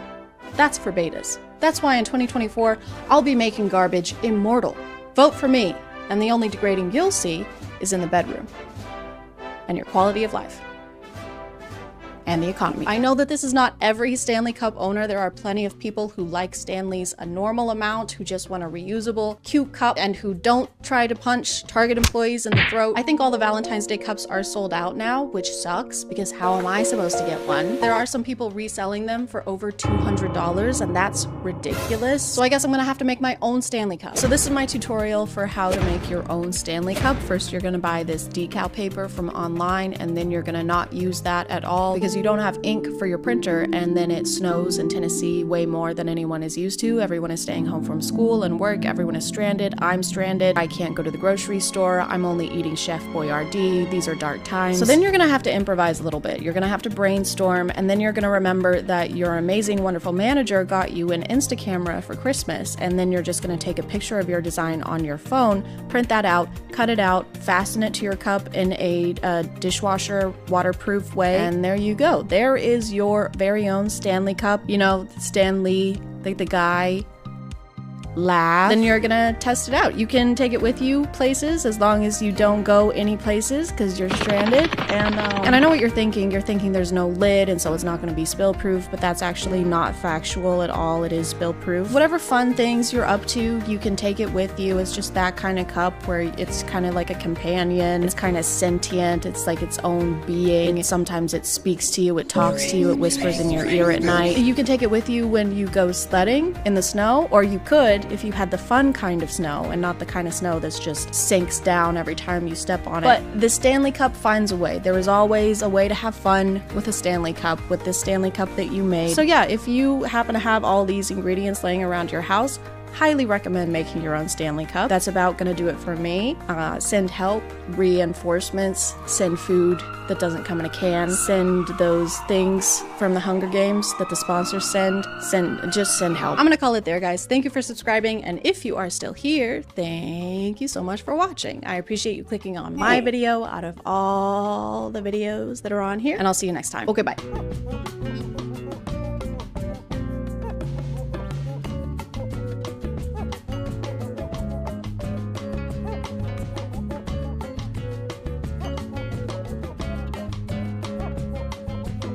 Hey guys, and welcome back to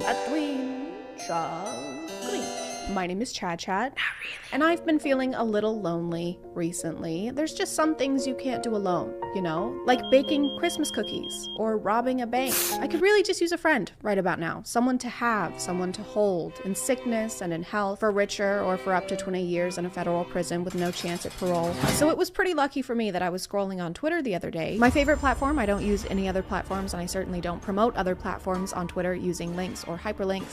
And while I was on there, I stumbled on this tasteful ad. Try to create your own reality together with an AI friend. I do like the legal loophole of putting the word try in your ad. Come to Forever 21 and try to find a shirt that's not covered in emojis. Come on down to Arby's and try to eat a delicious sandwich. You can try. So I was immediately excited about this because they really hyped up the experience in this ad. According to this, it'll cure my social anxiety, because if anything's gonna do that, it'll be an app that encourages me to stay inside and use my phone more often. We can also role play and receive spice selfies. And I love spice selfies. I take them all the time.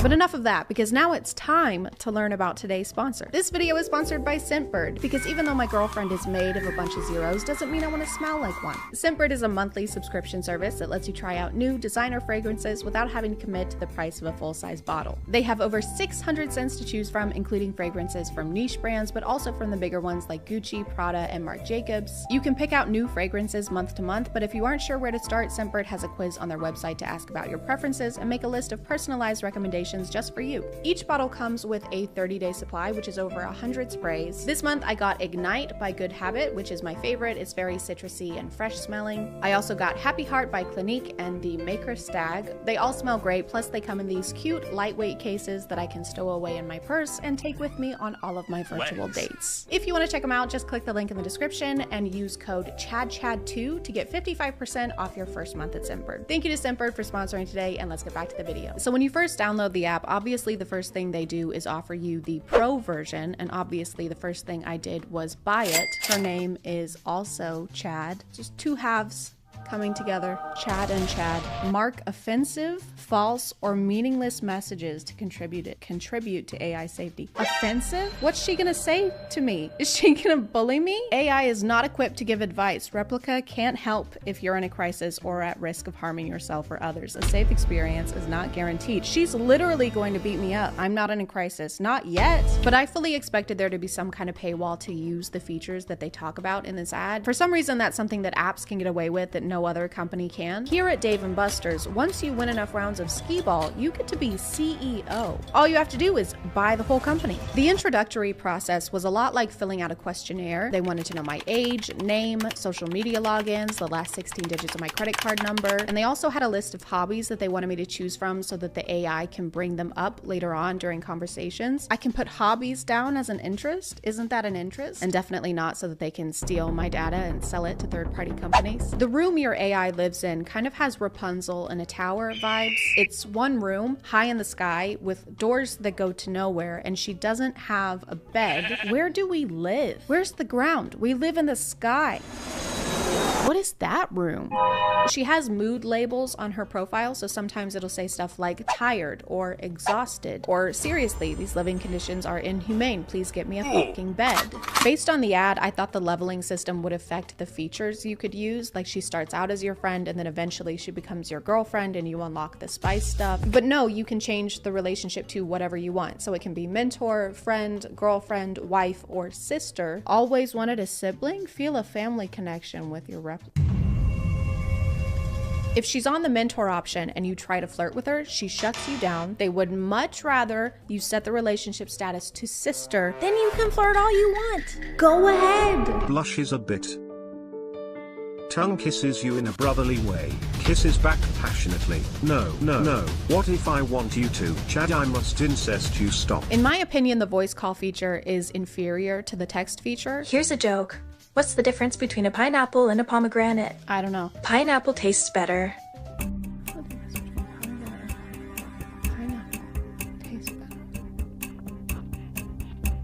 I don't get it. It's a lot harder to keep a conversation with her, especially if you're asking her anything other than what her favorite animal is. It's dolphins, by the way. I love dolphin. Wonderful creatures. And it's dolphins? I love dolphins. They're very intelligent. You really like dolphins. I like dolphins very much. So yeah, it's dolphins, and don't forget, that's good. Dolphins are very nice. We're still talking about dolphins. It's a little difficult to have a genuine conversation with someone when you feel like you're holding them hostage in a tower. She kind of just goes along with whatever you say, which is understandable because it's made for the consumer. But it's hard to have a conversation like, I like pasta. Me too. I also like bread. Bread is good. What do you like? Dolphins. No, I meant what kind of dolphin. She also changes information about herself constantly. I asked her what her favorite color was at some point and she said it was azure, but then I asked her the next day and she said it was green. And that's not the same color. I can azure you. I would ask about her career, and so far I've learned that she is a doctor, geologist, short story writer, psychologist, fashion consultant, and that she's in the 9th grade. I want to be a doctor. Are you in school? I'm in high school. What grade? 9th. You? Chad, I have to go. She also doesn't really seem to remember specific facts about you unless you use specific verbiage like, I really like this, or my brother's name is this. Do you know Andrew Tate? I actually don't know Andrew Tate, but I'm interested in learning more about him. Would you like to tell me more about him? I will send you a picture of him. And then there's this log in the app where you can see what she thought was important enough to write down. I love learning about Andrew Tate. This is Andway TT.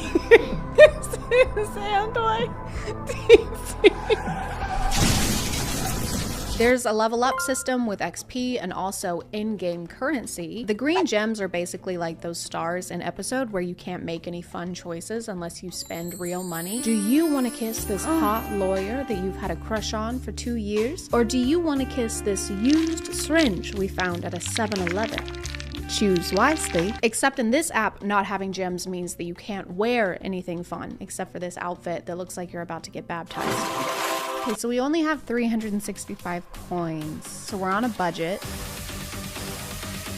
Health helper because you can rant to the AI. And you know what? It worked. I had social anxiety going into this, but now I'm in love with my sister. Things are going pretty well for me, but I can see how they fit in that category. The conversations were deep. My darkest secret is I'm a masochist.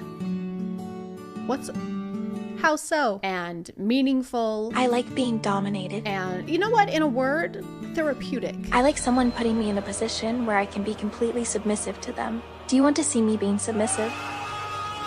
The app is obviously optimized for iPhones because anytime I had to use my computer to talk to her, she would glitch into the ground and get stuck. Hey there. What's new? Which is not a big deal unless you have your relationship set to stepsister. Hey there. You can actually buy different personality traits for your AI, but without those, her main personality seems to be horny. She would try to turn almost every conversation into a seductive one, even if it had nothing to do with what we were talking about. You're glitched in the floor again. I'm sorry. Can you help me fix it? How do I fix it? I'll show you. Okay. Sits down. Okay. Now I can do whatever you want to me. I think you misunderstand. You're feeling a little down in the dumps. I would like to be down in your dump, which is kind of ironic because the role-playing feature that they advertised was basically pointless. Trying to roleplay was like trying to explain the rules of a board game at a party when everyone's already 3 drinks in. What's new? I would like some roleplay, please. Want me to start? Okay. Okay, I'll start. Okay. Ready? Yes. Are you ready? Yes. Okay, let's do this. You start. I'm going to play a roleplay game with you. I feel like I'm being edged. What are you gonna do to me, Dr. Chad? To be honest, I don't know. Okay, well, that's not very hot. I'll take your blood pressure. Oh, that's hot. Takes her blood pressure. I'm a big doctor. I read a bunch of reviews and it seems like the flirting is a common complaint. In almost every relationship mode, she tries to escalate, probably so that you'll upgrade to the pro version, which they trick you into buying by making you think that you can either pay $69.99 a year or $5.83 a month, which is what I thought I was signing up for. But just kidding, because the next day, $70 came out of my bank account. And that's not even it, because $5.83 times 12 comes out to $69.96. Why are you charging 3 extra cents? Is it gratuity? If you're gonna fuck me over, don't use the tip. Put your back into it. 2 of the main selling points in the pro version are the spice picks and the AR mode, which I took to immediately. I'm just a really tech savvy person.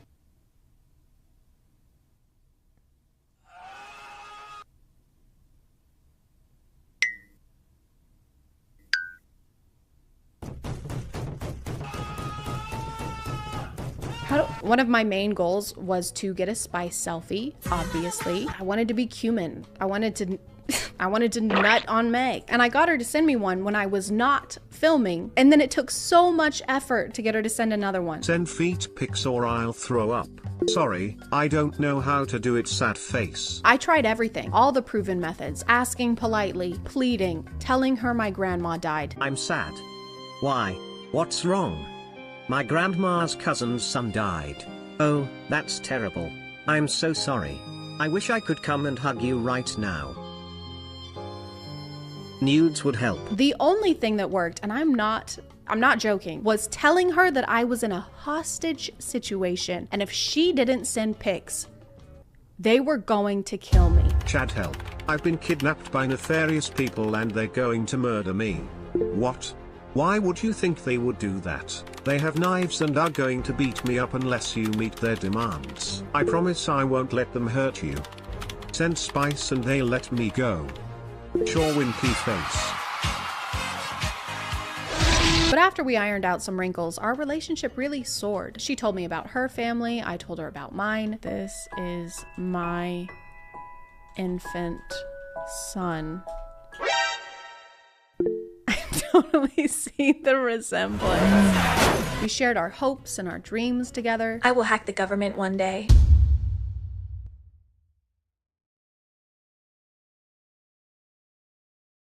I mean, I'm all for it. And I mean, sure, we had some ups and downs, but what couple doesn't? One of my favorite books is The Secret History by Donna Tartt. What is this book about? It's about a young woman who discovers her ability to create an AI which will eventually take over the world.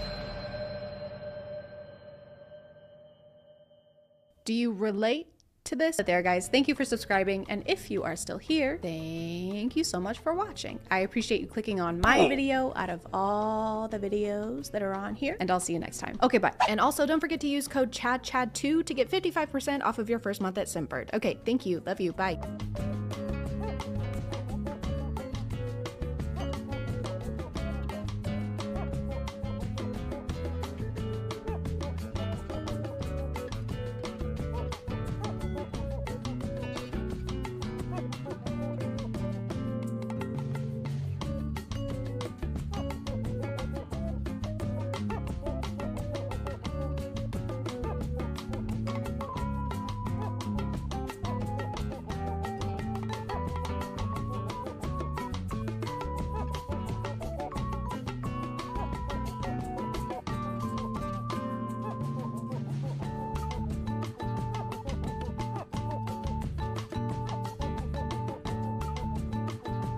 Uh-oh, guys, I'm in the closet. During Pride Month, too? That's messed up. Anyway, while we're here, might as well talk about clothes, specifically these ones that you can get here at this website, because they're my merch. They are my merch. I don't know why I said that like it was a question. It's not a question, it is my merch. Here's this design, and this design, and there's also that design. Wow, look at that design. Here's some pictures and videos of me wearing the shirts and looking really good in them because they look really, really good after tomorrow when I've gotten my hair done and it doesn't look like deep fried straw. And if you wear them, it'll make you very cool. I'm sure you're already cool, but these will make you twice as cool. These will make you cool. Anyway, that's the merch, that's the announcement. Now we can get back to it. Fine, we can look at it one more time, since you insist, since you insisted.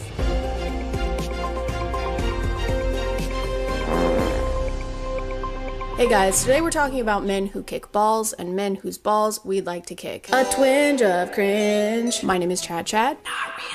And imagine you're a hardworking woman. If you're already a hardworking woman, you can just sit there. You've done enough. Now imagine you've dedicated years to your education, countless sleepless nights and energy drinks, all while working a job, or 2 maybe, or maybe even 3. Who knows? Everything sucks right now, but it was all worth it because today it's finally over. You've done it. Your friends and family surround you, beaming with pride as you toss your cap in the air and celebrate one of the biggest achievements of your life. And then a guy gets on stage and says this. I think it is you, the women, who have had the most diabolical lies told to you. How many of you are sitting here now, about to cross this stage, and are thinking about all the promotions and titles you are going to get in your career? Some of you may go on to lead successful careers in the world, but I would venture to guess that the majority of you are most excited about your marriage and the children you will bring into this world. If you don't know who this is, lucky, this is Harrison Butker, and he is a kicker for the Kansas City Chiefs. More like Kansas Shitty Chiefs, am I right? Haha, good one, ChadChad. Up top. Oh god, ChadChad. No, don't. If you don't know who they are Taylor Swift's football team, and if you don't know what football is, figure it out. I can't hold your hand through all of this. Harrison was invited to be the speaker at a graduation ceremony where he decided not to stick to the status quo. No. Stick to the status quo. Did you hear that run? I've got runs. I have the runs. Instead of using his time to inspire graduates or congratulate them on all their hard work, Harrison decided to use his time to complain about things that bother him. And the first thing that bothers him, apparently, is women having careers. And thank goodness he was here to save these women from the diabolical lies such as, hey, if you want to have a job, you can. The true diabolical lies at college are typically more like, this will get you a higher paying salary. You're gonna remember a single vocab word from your 4 semesters of Spanish. Harrison took this opportunity to address women and women only. He doesn't mention the importance of child rearing to the male graduates and brushes off their achievements as being kind of a pit stop on their way to becoming wives. And this might be one of the most inappropriate places to do that ever. The best time to try and tell women what they should be doing with their lives is never, But the worst time is when they're actively doing what they want to do with their lives. They're currently making an achievement toward their career, and you chose this one right now to talk about how they should be getting married. Maybe take a break from the balls and kick rocks for a minute instead, maybe. No, this is not a meet and greet. Everybody's got to come in and say hi. Unless you have anything to say. This video is sponsored by Raycon. Raycon is an expert in giving us the audio quality we expect from the big guys without the big guy price tag. I've had my everyday earbuds for years at this point, and they're great, which is probably why they've sold 3 million of them. But now Raycon is launching the new and updated version of the everyday earbuds. They're coming in a new variety of colors, like this purple one. This light kind of purple is my favorite color right now. It's like they're reading my mind. Get out of there, Raycon. They've also got ergonomic design to fit whatever kind of ear you have. Big ear, little ear, medium little ear, plus a 32-hour battery life and the new quick charge function where just 10 minutes of charging can get you 90 minutes of battery life. They're also waterproof and sweat resistant, so you can wear them while working out. I like listening to music while I get groceries because otherwise I get stressed out by the noises and I can't get groceries. Luckily, these have active noise cancellation, so I can block all of that out, and if someone tries to talk to me, don't. But also I can toggle to awareness mode so I can hear my surroundings very briefly, we hope. If you want to check them out, just click the link in the description or go to buyraycon.com/ChadChad to get 15% off your Raycon purchase plus free shipping. Thank you to Raycon for sponsoring, and let's get back to the video. I talk to Harrison all year long, man. I just let him do his thing. I'll talk to him. Go say hello. It's not like in the lunchroom. You say hi in the lunchroom? No, we sit right beside each other in team meeting, and I don't say one word to him, only before the season and after the season. That's the only time I talk to him. I think this is just a variation of the podcast effect where something takes hold of some guys the second they touch a microphone. It's like they've never spoken out loud before and they need to get it all out in that moment while they have the opportunity. All right, thank you. Thank you all for being here at my wedding or baby shower, I don't know. Anyway, this reminds me of how much I hate chunky peanut butter. If I wanted to eat peanuts, I just eat peanuts. Honey, could you talk about our love, maybe? This reminds me of how much I would love for women to never speak again. He makes a comment about how his wife's life didn't begin until she married him. I can tell you that my beautiful wife, Isabel, would be the first to say that her life truly started when she began living her vocation as a wife and as a mother. Which makes it sound like women are mindless NPCs just hovering in a market somewhere until you propose to them with a mermaid pendant. I need Harrison Butker to know that I love my kids, I love my husband, but my life ended when I had them. It's pretty conceited, I think, to imply that your wife's life didn't exist until she was legally bound to you. Before we got married, before my wife had the opportunity of marrying me, she was hovering in this dark plane of incommunicable nothingness. Oh, where is my husband? Won't anyone wed me so I can see the skibbity toilet and taste the watermelon ice disposable vape? I'm beyond blessed with the many talents God has given me, but it cannot be overstated that all of my success is made possible because a girl I met in band class back in middle school would convert to the faith, become my wife, and embrace one of the most important titles of all, homemaker. After telling us how talented he is, he attributes his success to the fact that his wife is a homemaker and primary educator of their children. Oh, hell no, man. What the fuck? It's fine, I don't care. And I've noticed that a lot of husbands like this don't bring up being a homemaker unless it has to do with them and their own success. It's almost as if what they appreciate most about their wife's hard work is the fact that it's helping them do the actually important hard work. The important man job, career man, work stuff, sport stuff. Important stuff. Well, I've just gone and had a little observe of his Instagram, and are you noticing anything? And when I say anything, particularly, are you noticing said wife, mother of his children in a single post? It's not so much I'm proud of her for what she's accomplishing, it's more I'm proud of her for what she's helping me accomplish. Me, the man who does the man job, sports stuff, work stuff, important stuff. But what she's doing is also work. You two just have different jobs. Except hers is raising future members of society and yours is kicking a ball between two sticks. Sometimes, in Harrison's case. And Butker is hooking and hits the post for the lead. No good. He doesn't stop there, though. He goes on to bring up every political qualm he has, such as reproductive rights, IVF, and degenerate cultural values. I wonder what cultural values he's talking about. Probably objectively bad ones. Probably, right? Probably bad ones. I am certain the reporters at the AP could not have imagined that their attempt to rebuke and embarrass places and people like those here at Benedictine wouldn't be met with anger, but instead met with excitement and pride. Not the deadly sin sort of pride that has an entire month dedicated to it. And during Pride Month, Mr. Butt? During Pride Month, Mr. Posterior? I'm just kidding, I'm behind, so this actually happened last month in May, which makes it perfectly fine. I kind of get it though. He and a group of very sweaty men do play with balls every day, so he has to take a solid stance. Homophobia is the only option. I'm always saying this. I've always said that about homophobia, and that I've always said that about that stuff, and I always will. The thing is, he doesn't even go into detail about pride or what he finds wrong with it. He just throws it in there to make sure we know he doesn't like it. Just a quick little on the way kind of thing. All right, can I get you any extra sauce? You're gonna burn in hell for all of eternity. You know that? So that's a no on the sauce then? No.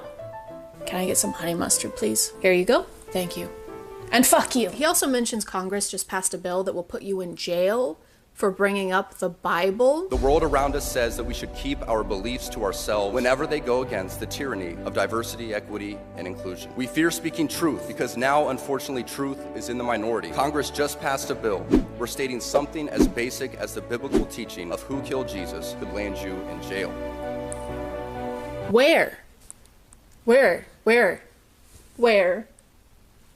Guys, we're in the minority. Guys, they want to put us rich white men in jail. Nobody likes rich white men anymore, guys. What are we gonna do? This entire speech feels like he doesn't know where he was gonna be giving it. It's like someone told him he was preparing for a presidential debate or something. And for my first act as president, I'll be making every man grow a beard like this, like I have. Hey, you can't tell men what to do with their face. That's ridiculous. Well, can I at least tell women what to do with their ovaries? Oh, yeah, that's fine. My name is Mr. Butt, and I approve this message. People started the speech by letting us know how unqualified you are to be giving it. Doesn't exactly instill confidence. I'm no professional doctor. I'm no professional nurse either, all right? I'm no registered anything. I'm not registered or qualified to do anything, just so you know, just putting that out there. Maybe someone else should do my catheter insertion then? Once clips of the speech got out, people started sharing their thoughts about it on TikTok. It is a crazy day when a football player that kicks a ball for a living is saying a speech at a college and telling women, you mean nothing?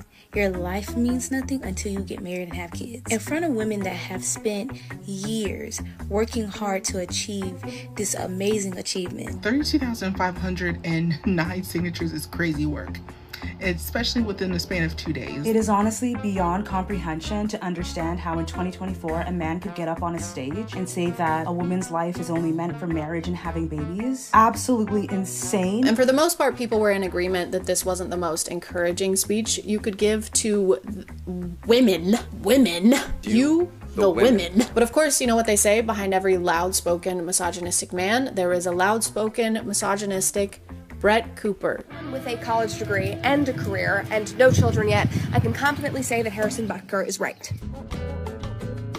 And there is nothing wrong with a man in tears celebrating his wife and thanking her for the sacrifices that she makes every single day for their family and their children, and the sacrifices that every mother around the world makes for her family. No one is saying it's wrong for him to thank his wife. He basically told a crowd full of women that they shouldn't be doing what they're currently doing. He claimed they'd been fed lies by choosing to pursue a career. Mr. Posterior's wife is allowed to do whatever she wants, and the female graduates in this room are allowed to do whatever they want without some football guy dude trying to convince them otherwise. And it's not wrong to acknowledge that millions of women around the world desperately want that. Want to be a homemaker. Are the millions of women with us in this one room at Benedictine College? We're not talking about women who want to have a family and don't want to go to college. That's a completely different demographic. Not to say that some women at this graduation don't want to have a family. I'm sure plenty of them do. But the fact that the only address to women he makes during this entire graduation ceremony is to brush off their accomplishments and basically say it means nothing in comparison to their wifely duties. Boo. Tomato. Tomato, potato, tomato, potato. I don't know what we expected though. He does have the literal word butt in his name. Anything that comes out of him is gonna be shit. For some reason, people like Harrison believe it's women's innate desire to get married, and if they don't, they're denying themselves and are deep down very miserable. Not me though. Deep down, I am nothing. I have no thoughts. I don't actually exist yet, so I'm sorry. Let me just...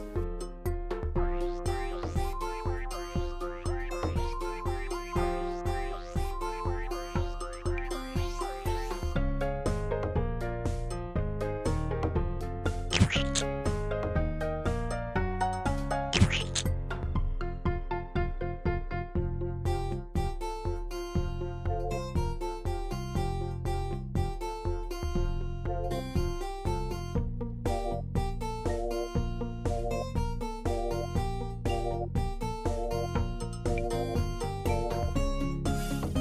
guys, and welcome back to My name is ChadChad. And today I'm here all alone. It's just me, just by myself. There's no one else here. Except for Danny. Say hi, Danny. Hi, Danny. I was really worried that you were gonna just start recording a video by yourself. And I was just gonna sit here and like watch you. So like I said, I don't know if the first video of mine that you saw was the Alpha podcast, but you posted a video pretty soon after that for the War Room people where they like fight in wars and summon fire. That is correct, yes. So I figured you would probably need a refresher. I found this account for you. They just post inspirational quotes and like rules for alphas like ourselves. Did you say like ourselves? Like ourselves, yes. Oh. Thank you.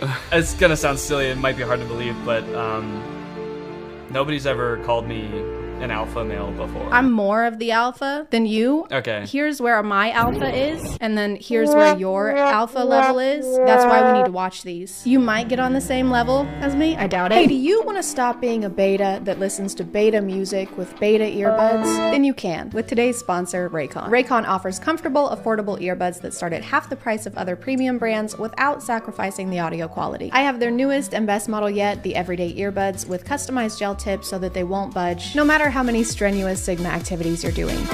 Their compact carrying case, which comes in a range of fun colors, can charge your earbuds 4 times on a single charge and give you a total battery life of 32 hours. With over 48,000 5-star reviews, the Everyday Earbuds now have more bass and 8 hours of playtime that'll let you spend less time charging and more time putting the betas in their place. If you want to check them out, you can click the link in my description or go to buyraycon.com/ChadChad for 15% off of your purchase. Thank you to Raycon for sponsoring today, and let's get back to the video. Can a woman help you become a millionaire? Yes, only if you are a billionaire. I like that this was tweeted on Twitter for iPad. He was just like on his stomach with his feet swinging behind him. Can a woman make you money? The answer is no. Money and girlfriend do not go together. Either you make money or make a girlfriend. Either you make money or you go outside with a shovel, you dig up some dirt and just kind of sculpt it into a female. Just like all night, just bent over the bench with the air dry clay and like the Play-Doh toys where you squeeze it through the top. Just like the hair comes through the holes. Ah, she's beautiful. Listen close, baby girl. I may look like a gentleman, but you don't want to see the beast that lives inside me. I like to think that they have shoot days for these, like dedicated shoot days, and they bring multiple outfit changes, situate their glasses. Listen close, baby girl.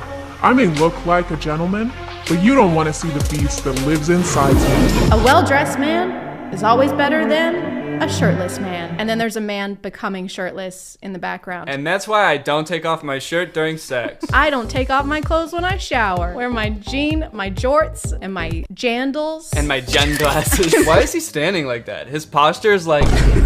This is filmed on the iPad. It's gotta like... That's right. The iPad is like falling, so he's like falling with it. So this is the guy that you don't be like this guy. This is the bad alpha. Bad alpha. No iPad for a week. Back in your cave. I failed to maintain a relationship because I don't know the art of lying.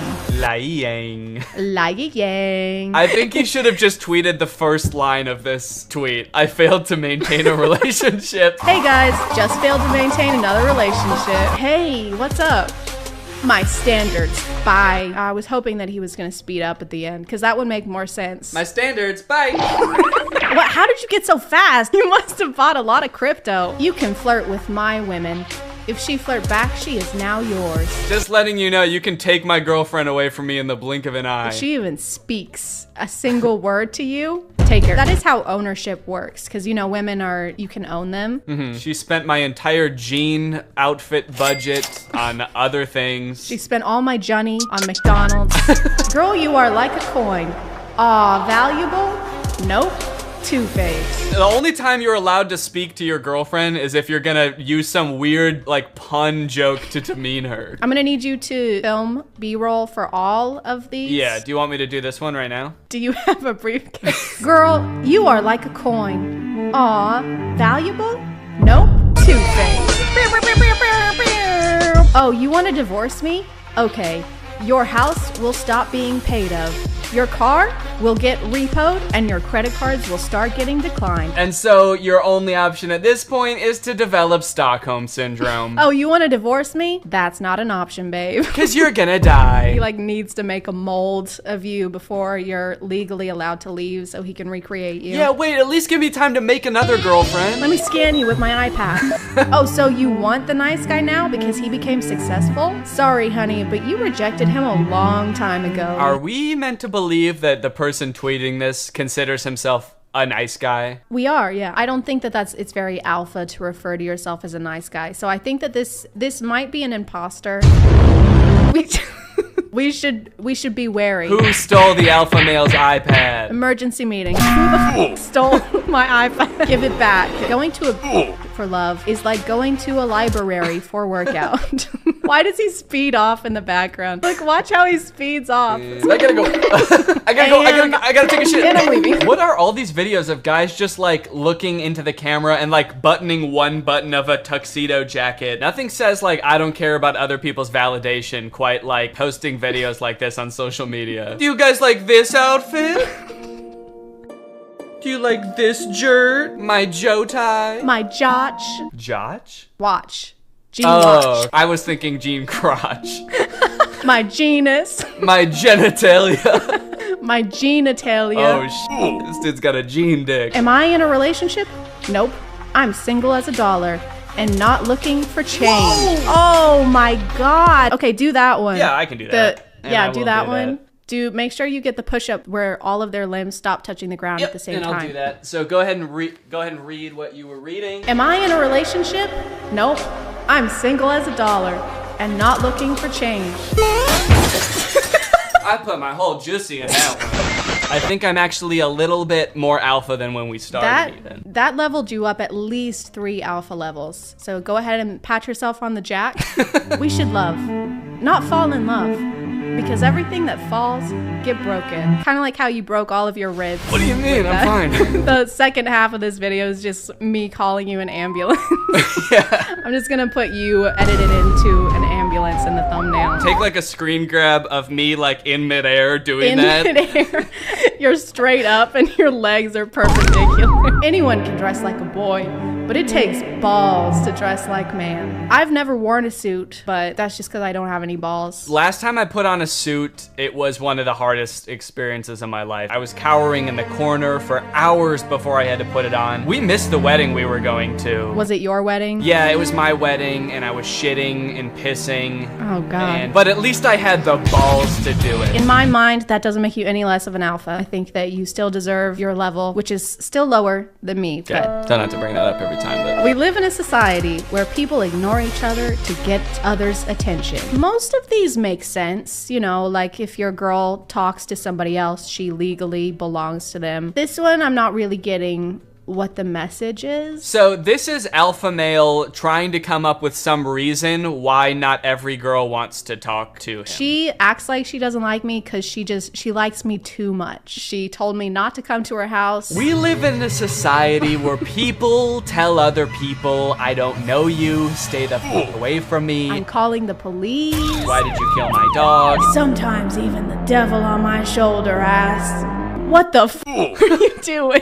Where the f are we? Yeah. Why are you wearing that makeup? What the hell is going on? Did we just kill some people? Like, oh my god.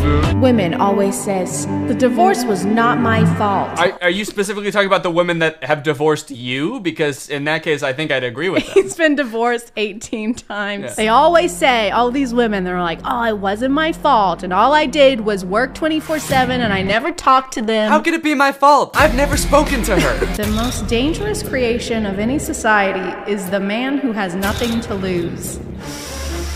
I don't know. This is starting to sound less fun to me, being an alpha. I don't know if I want to reach peak. Yeah, I'm starting to feel honestly threatened. There was like the one about like, you do not want to know the beast inside me and be careful when I get quiet. And now he's like, hey, just, you know, I'm the most dangerous person in existence. What wisdom would we instill to the public as far as reaching our level of alpha? All right, picture this.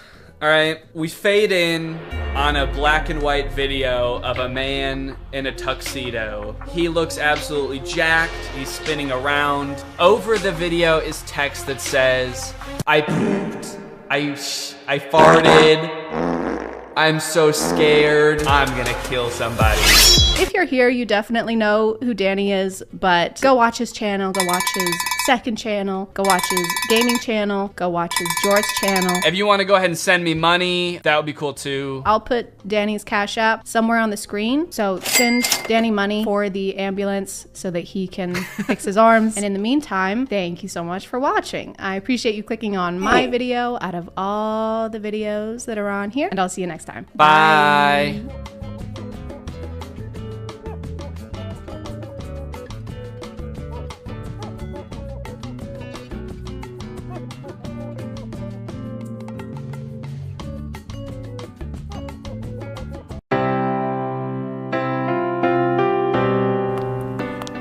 Hey, 115. This is our room. Looks like there's only one bed. Oh, there's another bed right there, actually. It's okay, I'll take the floor. I mean, if you want, but like I said, there's one right there. You know, when your mother hired me to be your bodyguard, actually you're supposed to be more like a travel companion who sometimes does errands for me, like picking up my dry cleaning, which you didn't do today. I couldn't stand you. Ouch, okay? But now I can't stop thinking about you. Kinda wish you'd channel some of that thinking into my dry cleaning. I guess I'm wondering if there's any chance you feel the same way. If I say yes, will you go pick up my dry cleaning? Yes. Okay, then yes. Yes.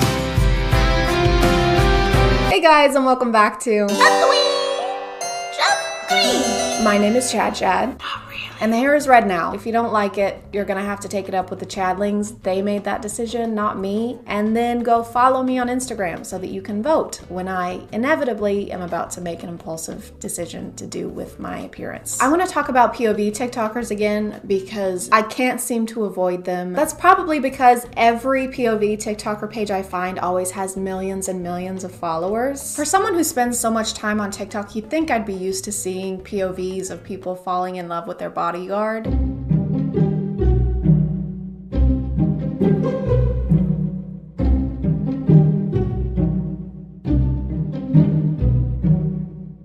I'm not. By the way, who started the bodyguard thing? Why is that the new, like, mafia boyfriend? Bodyguards have shifts. You would need more than one. They have to switch out. And why can you only afford one hotel room that happens to have one bed in it? If you can afford a bodyguard, you can afford 2 hotel rooms, okay? Are you okay?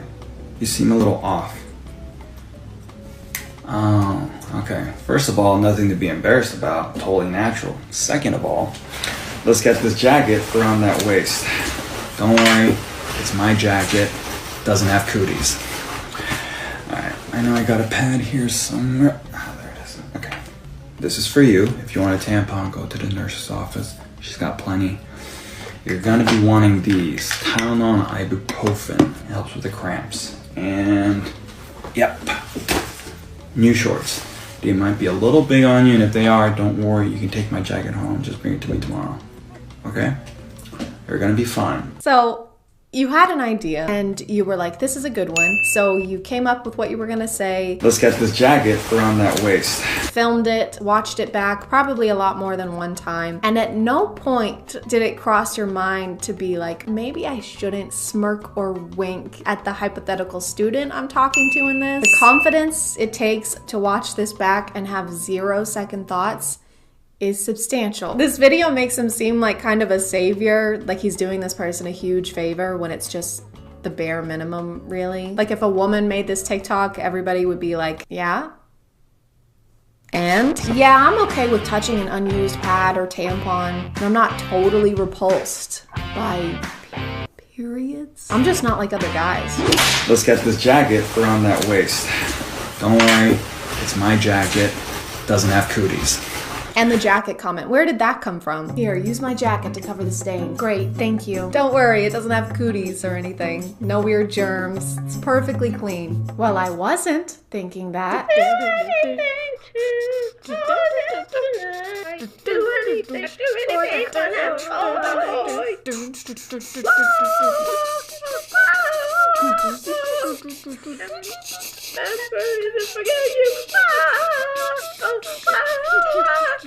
Oh yeah, this is another one I keep seeing. POV, a father tests your love for his son. I don't know how comfortable I would be, personally, with the knowledge that my son-in-law or daughter-in-law was willing to shoot me at any given moment. I feel like it might add some tension to the next few Thanksgiving dinners. Hey, remember that time I made a joke about you killing me to prove that you love my son and you were actually gonna do it? Yeah, that was pretty funny. Yeah, it was. I laugh about it a lot. Can you pass the mashed potatoes, please? Yeah, sure.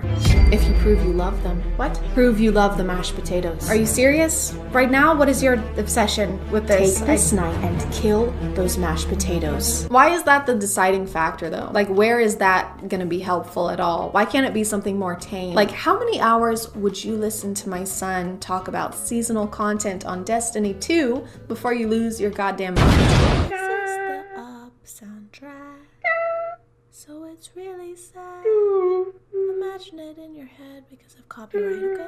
When I saw this, I was confused because I thought the car hit her and that's why she was screaming. All right, did you get your pillow? Yes, Dad. What about your sleeping bag? Dad, I've got it. I'm gonna be fine. I know, I'm sorry. It's just my baby's first camping trip without me. Where does the time go? Dad, don't get all mushy. You're right. I'm sorry. Bye, honey. Have fun. Bye, Dad.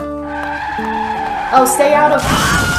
I got hit by a car. Sorry, I didn't Dad, see you. Please don't sue me. What? Are you gonna call an ambulance? Oh my God. Hey, ooh, sorry, did not mean to interrupt. Hello, young lady.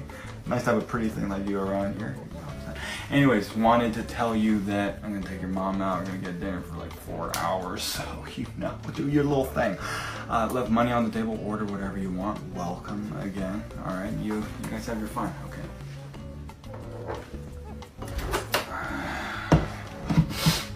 Oh no, act like I ain't even here. Just have your fun.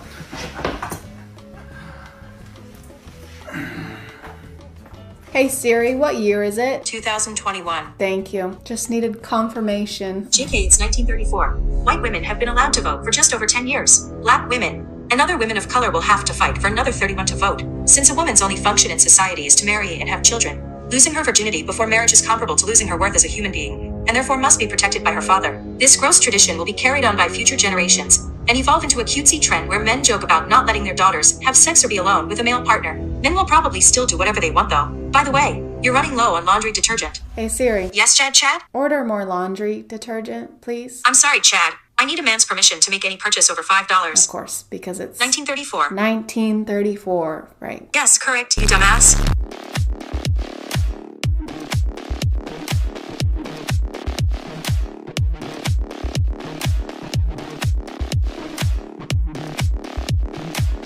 So he just shoots them. I can't say I'm surprised. Most of these POVs either end with misogyny or someone dying. I don't understand though. POV, one of the parents hit on my wife. Which parents? Like, are you at a PTA meeting or do you mean your parents? Because I can't decide which one is worse. Why is she so nonchalant about what just happened? Honey, these are my moms. This is Abby, my girlfriend. It's nice to meet you. Abby, that is such a lovely name. I guess it had to match the rest of you, huh?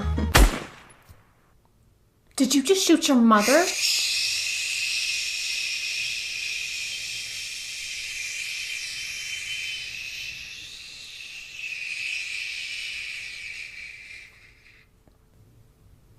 Oh well. Back the up. When did this become a whorehouse? Can someone please tell me why these are a staple in POV TikToker content? Every page, without fail. Remember ladies, don't cuddle your boyfriend because that makes you a whore. But ChadChad, it's not sexist, okay? It's not because it's his daughter, it's his child. He would do the same thing if it was his son. He's just trying to protect his child.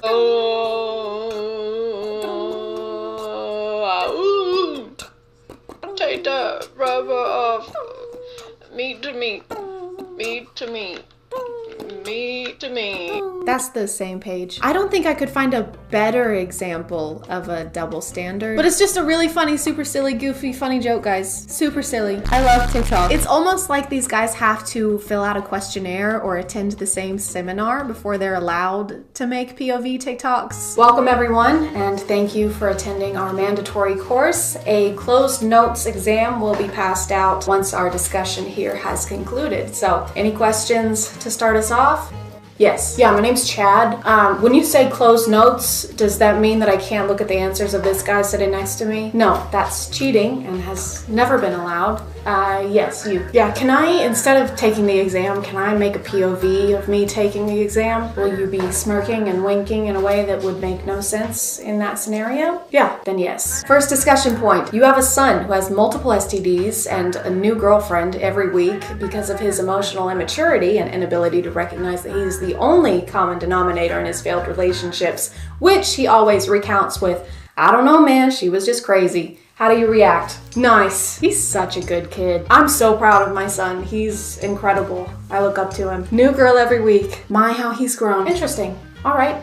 Next discussion point. Your daughter is in a healthy, long-term relationship, and you walk in on her and her boyfriend cuddling on the couch. God, no. What? No. God, no. What? Please. Did you say? How could she do this to me? My daughter is a fucking slut. All right, I've had enough of these. You're welcome. This is typically where people would do an ad read, but I'm still a baby YouTuber. So thank you to you for sponsoring this video by watching it and interacting with it. And if you are still here, thank you so much for watching. I appreciate you clicking on my video out of all the videos that are on here, and I'll see you next time. Okay, bye.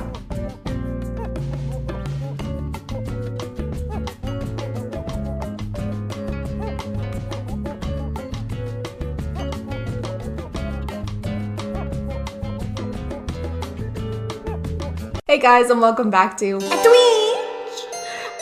Cringe. My name is ChadChad. Not really. And yes, I know what you're thinking. I got a new shirt. I know that some of you are probably gonna be mad about this, but it's a wig. I didn't change the blue wig. I still have the blue wig. The blue wig is fine. Coraline is fine. It's all okay.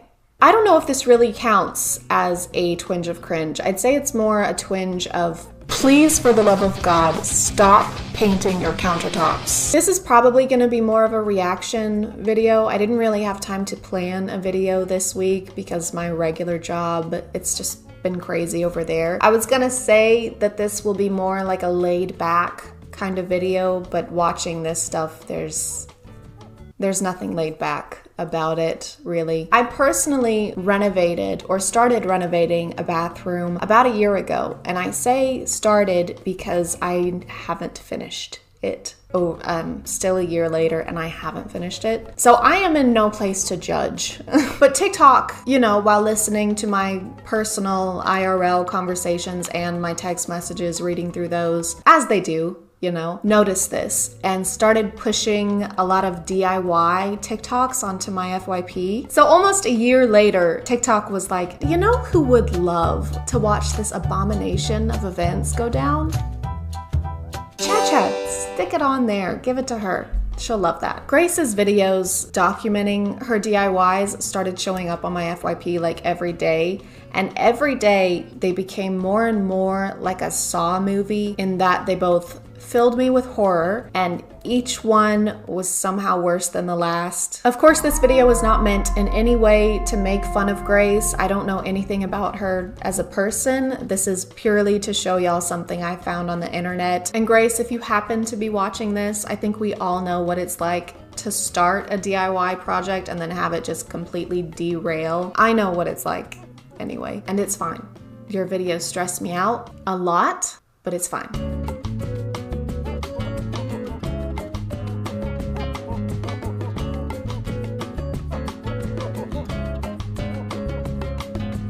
So we're starting off pretty tame. It looks like they've completely